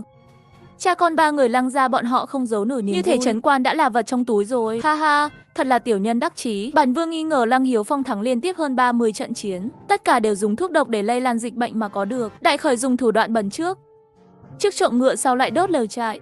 Nhưng người ta nửa đêm xông thẳng vào, vô dụng liền ra tay hạ độc chiêu. Chúng tự mình không tự bảo vệ được cũng thôi đi. Sở Vương nhìn như việc rõ ràng, kinh nghiệm chiến tranh phong phú, chiến thắng nhiều. Nhưng Nhạc Hồng cảm thấy dựa vào hạ độc mà thắng liên tiếp chiến tích rất đáng khinh. Bản vương nghe nói Sở Vương hạ 3 mật lệnh để hắn về triều. Lăng Hiếu Phong kháng chỉ bất tuân. Có biết tại sao không? Không rõ. Chẳng lẽ là bị Lục Thanh Trần chọc tức, không đánh được Trấn Quan, không bỏ cuộc. Tề Tuyền Hằng đưa bức mật thư cho Nhạc Hồng. Nhạc Hồng mắt nhìn chằm chằm bức thư, vừa ngạc nhiên vừa sợ hãi. Tôi vừa bỏ hàng chục triệu cân thức ăn vào bình hoa, ăn không ngờ lại dẫn đến 3 bên liên thủ cướp bóc. Rồi tôi ném bình cứu hỏa vào bình. Ai ngờ các chiến sĩ cổ đại đã học cách dập ngọn lửa. Sau đó tôi bỏ 500 tấn thuốc nổ vào bình. Kết quả là các tướng lĩnh cổ đại đã lãnh đạo 2 đánh bại 55 vạn quân. Lục Thanh Trần làm theo hướng dẫn, dạy họ dập lửa. Những người lính mở bình cứu hỏa và phun bọt trắng. Ngọn lửa cứ như vậy bị dập tắt. Ngọn lửa đã được dập tắt. Ha ha ha, gọi bình chữa cháy là thật sự có thể dập lửa. Thứ này thật sự quá thần kỳ rồi. Trần Vũ còn kéo hơn chục máy bơm nước đổ lên tường thành. Ngọn lửa đã được dập tắt ngay lập tức. Ha ha, các người tưởng rằng dập lửa là có thể thắng sao? Hôm nay lão phu phải phá được Trấn Quan. Giết hết các người. Lúc này hướng Tây Nam truyền đến rất nhiều tiếng móng ngựa. Mạc Bắc Vương tới. Mạc Bắc Vương dẫn 200.000 người đến dưới tường thành. Dự định liên minh 3 bên đã được hoàn thành đầy đủ. Mắt hắn ta như đại bàng nhìn chằm chằm vào máy bơm nước. Trấn Quan quả nhiên có nhiều nước. Hôm nay nhất định phải chiếm được Trấn Quan. Thủ lĩnh ba bên gặp nhau đơn giản, hôm nay chính thức liên minh tấn công trấn quan, bắt đầu kế hoạch tác chiến, xây công thành của hai nước bị đốt cháy, nhưng Mạc Bắc có 15 chiếc. Vua Mạc Bắc đồng ý cho hai nước mượn xe công thành. Điều kiện là tất cả vật tư trong thành chia thêm một phần cho Mạc Bắc. Sau khi đạt được thỏa thuận, ba bên đắm chìm trong niềm vui mở rượu ăn mừng. Lục Thanh Trần nhìn thấy mấy vạn tần nô và mặt đao, 2.000 áo giáp và hàng trăm ngàn vũ khí, liền cảm thấy trận này ổn định rồi. Vũ khí và trang bị cuối cùng cũng đến. Mẹ nó, lão tử sắp khóc đến nơi rồi. Đầu tiên là sốt cao, bệnh sau đó phóng hỏa, đốt thành. Trận chiến này khó đánh quá rồi. Giờ ổn rồi. Tần nô 50.000, cung tên 1 triệu. Ha ha ha, chỉ cần có tần nô. Bên kia có nhiều người hơn thì sao chứ? Chúng ta sẽ bắn xuyên qua chúng. Điền Tần mang theo trang bị chuẩn bị xuất phát. Trần Khôi, trong thành giao người nhé. Mặt tướng không phụ lời tướng quân. Tướng quân nhất định phải trở về bình an. Tập kích bất ngờ là điều mà bản tướng quân ta giỏi nhất. Các người quên rồi sao? Ta được phong hầu chính là cuộc tập kích bất ngờ. Giết tất cả 18 vị huynh đệ của Mạc Bắc Vương. Lão Mạc Bắc Vương cùng vợ về nhà mẹ để thăm người thân mới thoát được một kiếp. Các tướng sĩ nước mắt đầy mặt. Tướng quân, hãy cẩn thận. Người không được có chuyện gì. Lục Thanh Trần và binh sĩ vừa đến trước mật đạo, nhưng lại đột nhiên xuất hiện huynh đệ Ngụy Quảng chặn họ lại. Tướng quân có thời gian nghe tôi nói một câu không? Tôi còn biết một con đường, không phải thông ra hậu phương của Sở đến Tề, mà thông đến Mạc Bắc Vương đình. Sao chúng ta không đổi một con đường khác? Trước tiên đi tiêu diệt Mạc Bắc lão già đó. Lục Thanh Trần nhìn Ngụy Quảng từ trên cao với ánh mắt kiểm tra. 2.000 người giết 55 vạn người. Nhưng nếu như trước tiên tiêu diệt Mạc Bắc Vương đình lão triều, lại chạy về giết người, không phải là có nhiều hơn sao? Thực ra tôi là người man tộc, bị cha mẹ bỏ rơi khi còn nhỏ, là ở trấn quan ăn cơm người dân để sống sót. Nếu tướng quân tin tôi biết nơi ở của Mạc Bắc Vương đình. Mắt Lục Thanh Trần sắc bén, cùng với sự áp bức, hỏi hắn ngươi có biết lừa dối bản tướng quân, dẫn vạn quân đi con đường hung hiểm sẽ bị đánh chết không? Tôi biết mà, nếu tướng quân không đi đúng đường, ngươi lại ra lệnh đánh ta chết cũng được. Điền Tần chuẩn bị đi. Lập tức xuất phát. Tất cả trang bị xong xuôi, theo mật đạo xuất phát. Cuộc đàm phán ba bên kết thúc. Khi chuẩn bị tập hợp nhân lực cho quy mô công thành lớn, ba vị thủ lĩnh đồng thời nhận được báo cáo bí mật của người dân trong trấn quan. Lục Thanh Trần chưa chết. Lục Thanh Trần mang theo đội quân 2.000 người ra khỏi thành, muốn truy nã chúng tôi từ bên cạnh. Trang bị mới mà Lục gia quân chờ đợi đã đến. Tôi chỉ là hàng chục triệu cân lương thực bỏ vào bình hoa, không ngờ lại dẫn đến ba bên liên thủ cướp bóc. Rồi tôi ném bình cứu hỏa vào bình. Ai ngờ các chiến sĩ cổ đại đã học cách dập tắt ngọn lửa. Sau đó tôi bỏ 500 tấn thuốc nổ vào bình. Kết quả là các tướng lĩnh cổ đại đã lãnh đạo 2.000 đánh bại 550.000 quân. Lục Thanh Trần rõ ràng phát sốt cao. Sao hắn chưa chết chứ? Hắn dám dẫn theo 2.000 quân từ bên sườn tấn công 550.000 người sao? Hắn điên rồi. Đó là 550.000 người. Nhưng trong mắt hắn chỉ là con kiến tùy ý có thể dẫm chết. Thấy sao? Trang bị mới đến rồi. Lăng Hiểu Phong và Tề Tuyên Hằng sắc mặt thay đổi lớn. Lần trước chỉ vì họ kiêu ngạo, khinh địch, mất cả 100.000 người. Nói trắng ra, họ tấn công Lục Thanh Trần hoàn toàn vì hàng triệu vật tư. Lúc này bọn họ muốn từ bỏ tấn công trấn quan, Mạc Bắc Vương lại không đồng ý. Lục Thanh Trần nếu đã không sao, còn dám mang 2.000 người đến tấn công 550.000 người. Là hắn quá điên cuồng hay là cho rằng Mạc Bắc Vương ta quá yếu vậy? Mạc Bắc Vương biết có trang bị trong trấn quan, cũng biết Tề Tuyên Hằng và Lăng Hiểu Phong bị thiệt hại lớn về trang bị. Nhưng dù sao thì hắn cũng chưa từng tận mắt nhìn thấy trang bị của Nếu như Lục Thanh Trần đã tự nguyện xuất thành tìm chết, vậy thì bổn vương sẽ thành toàn cho hắn. Kế hoạch công thành tạm thời gác lại, giết Lục Thanh Trần trước. Mạc Bắc Vương 550.000 quân đối đầu với 2.000 quân, chỉ cần chặt đầu người thì là quá đơn giản. Chúng ta hãy cực thử. Ai giết được Lục Thanh Trần thì người đó thắng. Người thua tặng đối phương một tòa thành trì. Ngài nghĩ sao? Đặt cược cả một tòa thành. Ha ha ha, sao không hỏi bản tướng quân vậy? Không phải bản vương nói nhảm, ngài là tướng quân, ngài đâu phải là chủ quốc. Không có quyền kiểm soát thành trì, những gì ngài nói không được tính. Nếu tướng quân lấy trấn quan làm cược, ai có thể bắt được Lục Thanh Trần, phá được trấn quan, tất cả vật tư và người đều thuộc về người đó thì sao? Lăng Hiểu Phong cười lạnh, áp chết sự tức giận vì sự khinh miệt của hai bọn họ. Các người nghĩ sao? Vậy còn phải hỏi, bản vương nhất định sẽ thắng, chỉ là bắt sống, có gì khó đâu. Đều nghe thấy cả rồi chứ, ai có thể bắt sống Lục Thanh Trần? Nguồn nước thực phẩm, vô số phụ nữ của trấn quan đều là của chúng ta rồi. Uy Vũ, Mạc Bắc Vương Uy Vũ, tôi đi bắt Lục Thanh Trần đây. Hy vọng hai người giữ lời. Không giữ lời cũng không sao, ta trực tiếp giết hắn. Trận đánh ở trấn quan cũng sẽ như vậy. Bên trong là lương thực và nước uống của bổn vương rồi. Tề Tuyên Hằng hơi ghét bỏ, thật man dợ và thô tục. Ngươi cũng có hứng thú với bí mật của Lục Thanh Trần sao? Lăng tướng quân, vậy chúng ta sẽ chờ xem. Cha ơi, Lục Thanh Trần thật sự chưa chết sao? Theo như chúng ta so sánh mấy trận chiến trước, hình như là chênh lệch lực chiến gấp mấy lần. Hắn chỉ có thể sống thêm 4-5 canh giờ. Một khi bị nhiễm chắc chắn sẽ chết. Hắn không thể còn sống được. Lăng Hiếu Phong đã nói với họ về lá thư bí mật. Người Tề và người Man tộc đều nhận được lá thư tương tự. Tin tức tuyệt đối sẽ không có giả. Đi kiểm tra đường xem Lục Thanh Trần đi vào mật đạo nào, đi ra mật đạo nào, tìm được đường hãy bắt sống hắn.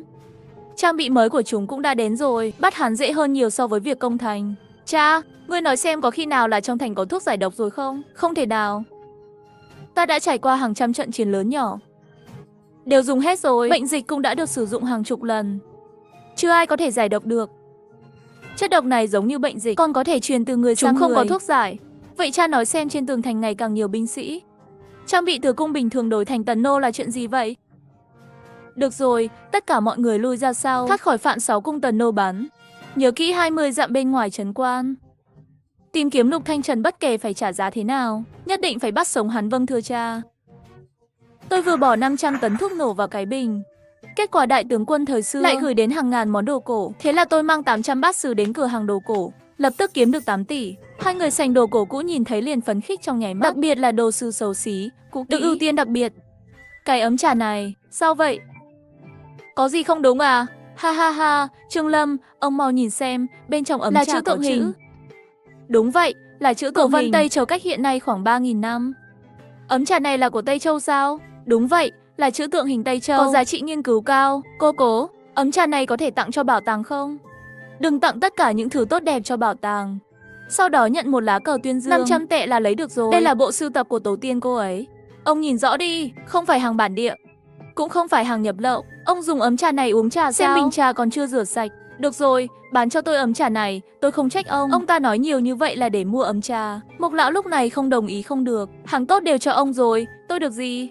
Vậy thì cạnh tranh công bằng, ai trả giá cao thì bán cho người đó. Vi cô xem như vậy có được không? Cố Linh Vi gật đầu, nội tâm có chút hối hận. Cô ấy thật sự không ngờ lại quý giá như vậy, lại còn là đồ vật của Tây Châu. 5 tỷ ấm trà hình dạng xấu xí.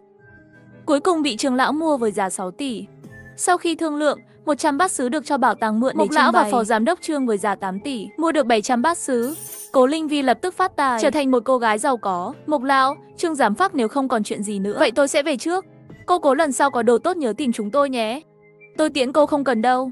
Tôi lái xe đến đây. Sau khi Cố Linh Vi về đến nhà, phát hiện chất nổ đã được gửi đến, ngay lập tức chuyển số dư 70 triệu cho Tiêu Hoa. Năm nay đã ở chỗ Cố Linh Vi, kiếm được 1 tỷ rồi. Vui không kể xiết. Sau đó, Cố Linh Vi viết một tờ giấy cho Lục Thanh Trần. Thanh Trần, thuốc nổ đến rồi, tôi sẽ gửi thuốc nổ ngay lập tức. Nhớ tránh xa nhiệt độ cao, nếu không cả trấn quan sẽ bị san bằng. Cố Linh Vi ném tờ giấy vào bình hoa, nhưng lần này lại không truyền đi được. Chuyện gì vậy? Sao không truyền được?